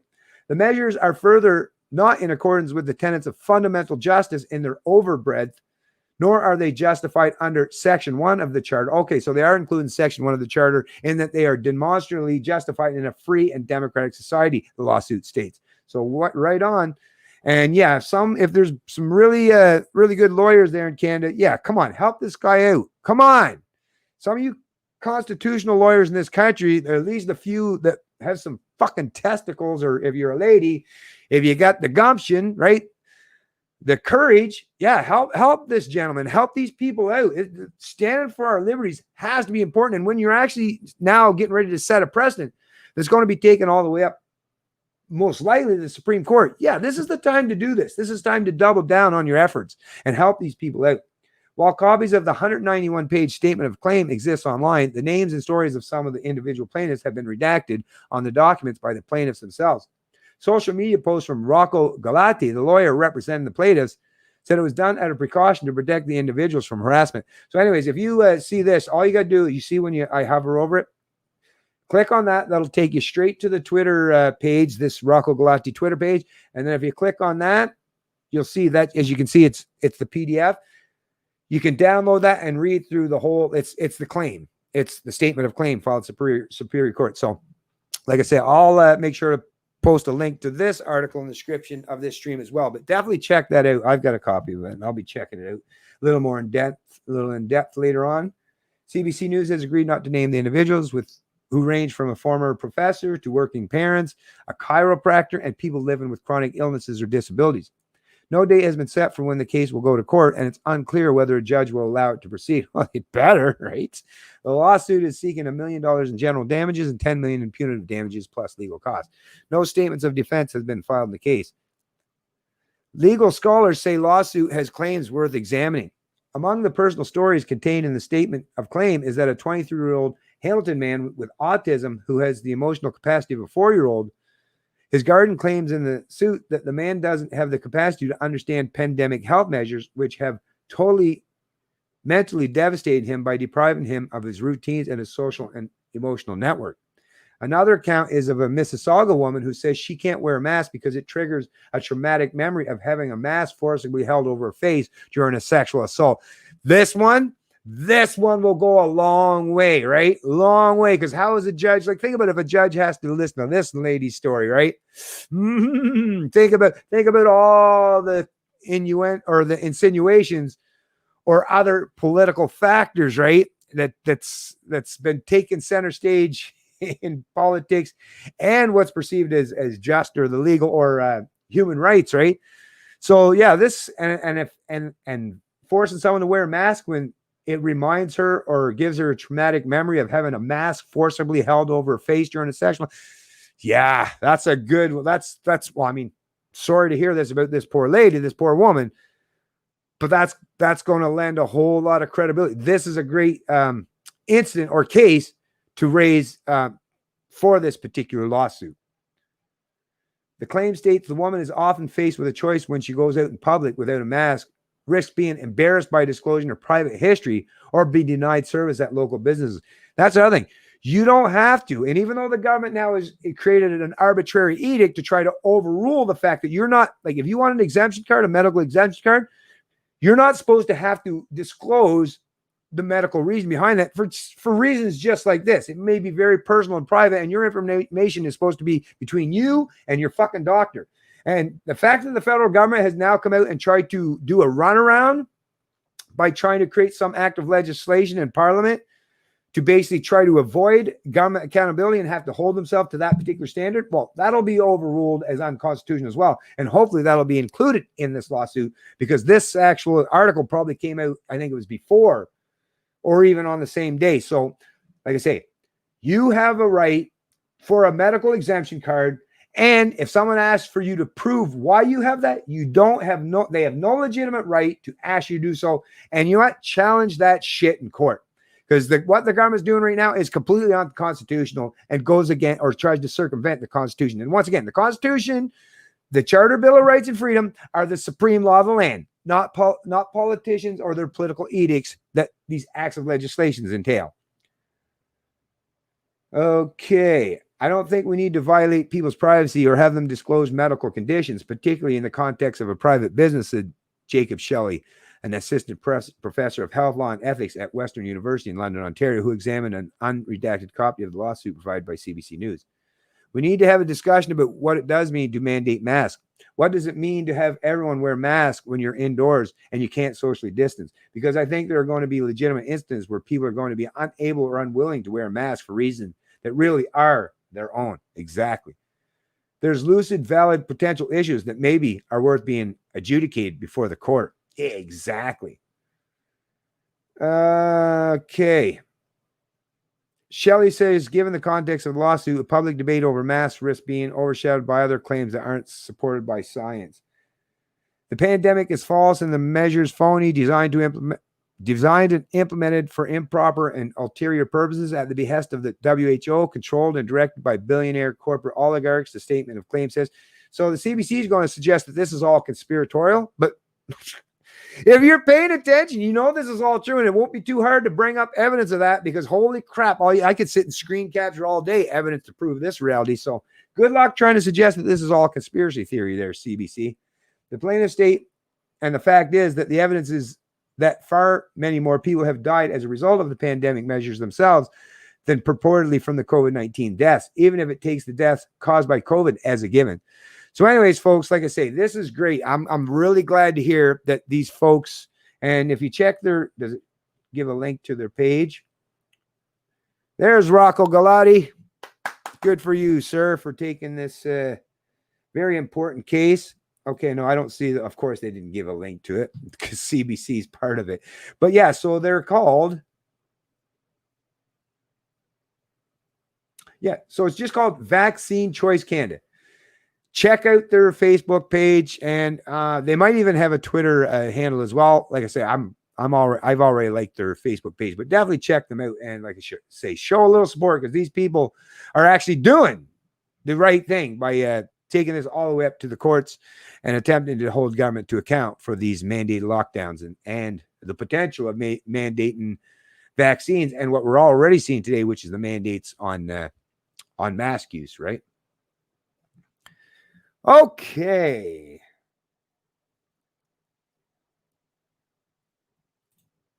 "75 years ago, my great-grandfather died on German soil 14 days before that front ended. That sucks. I'm more than sure he's turned in the dirt. What a sham, millions of lives set." Oh, I feel for you. I feel you there, freedom prospector. I say that all the time. You know, the people that fought in the shores of Europe or all over the landscape of Europe to fight against the authoritarian collectivists, if they could see what has happened today, they'd be devastated. They'd be devastated, and they'd be saying to their kids, grandkids, and great grandkids, "Is what the hell? You have to. No, you can't rely on me from 100 years ago or 80 years ago. You can't rely on what I did that long ago. Your freedoms aren't going to stay just by something what I did that long ago. No, your freedoms, your liberties, they only exist if each generation picks up the mantle, the torch, and carries that flame and allows it to burn brightly, right? The flame of liberty is something that we all need to sustain. And you have to do it each generation. You can't rest on the laurels of the people in the past. You have to be willing to defend them and stand up for them now. And I agree. I agree with you, Freedom Prospector, that some of the gentlemen that died in past wars, yeah, they would not be happy, to say the least, at what's taken place and the failures of the Canadians that are alive today in their willingness or their cowardice to stand up in defense of those freedoms and liberties. The Canadian public is so ignorant when it comes to mask mandates. We have had one in London, Ontario for almost 4 weeks, and I have yet to wear one in public space by announcing I'm exempt. Yeah, I won't. I've been into government.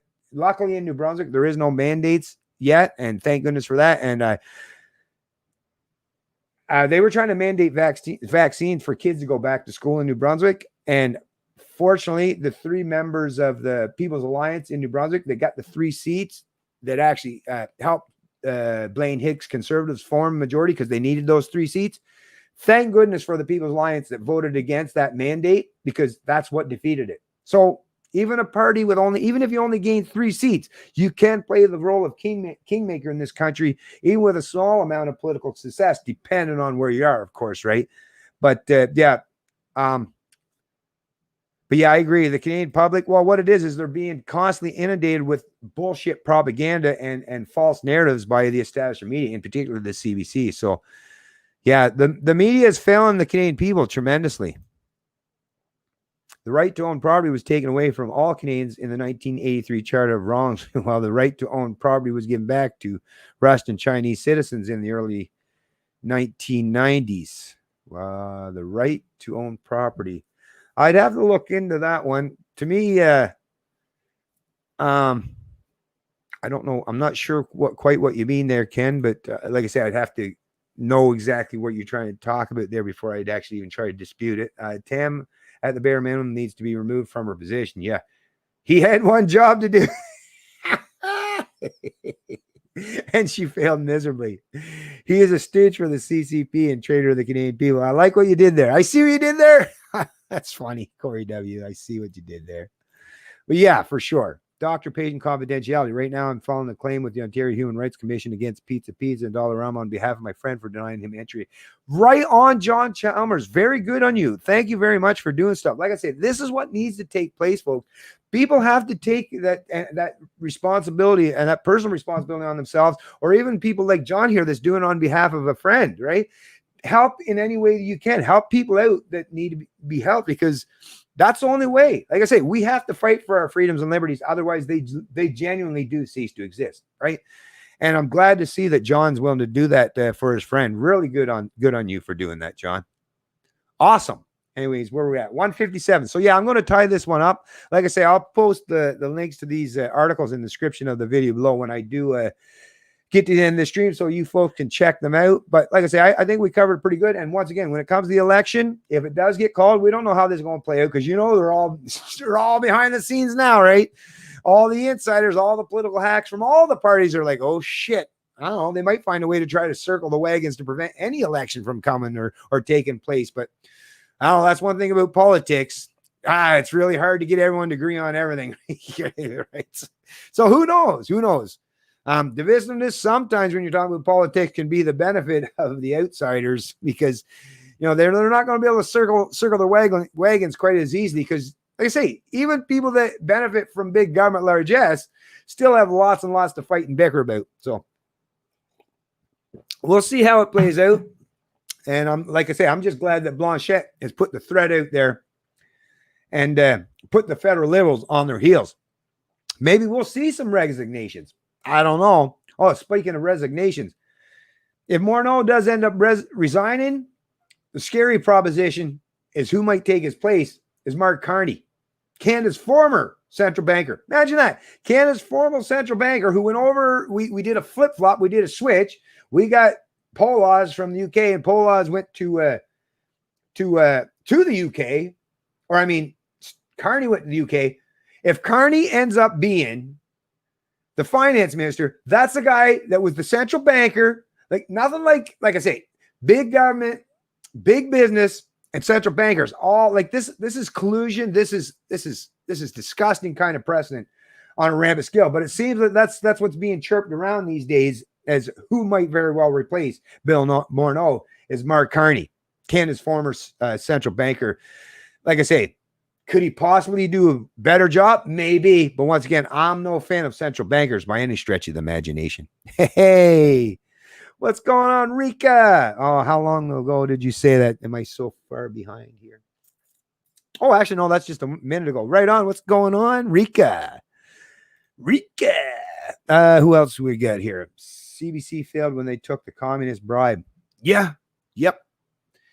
Well, I mean, CBC's been on the government dole. That's the problem. Like, I totally get where people like to have a way to publicly fund, like, immediately. I'm totally with you with the public having some kind of way to, but it can't be done through government. It has to be private. It has to be voluntary. If you want to fund something that's going to hold government to account, if government's in charge of it or has the ability to take money, you're not going to be able to hold them to account. That's never going to happen, right? So, and we know that it's going to be captured by the insiders, right? The connected class.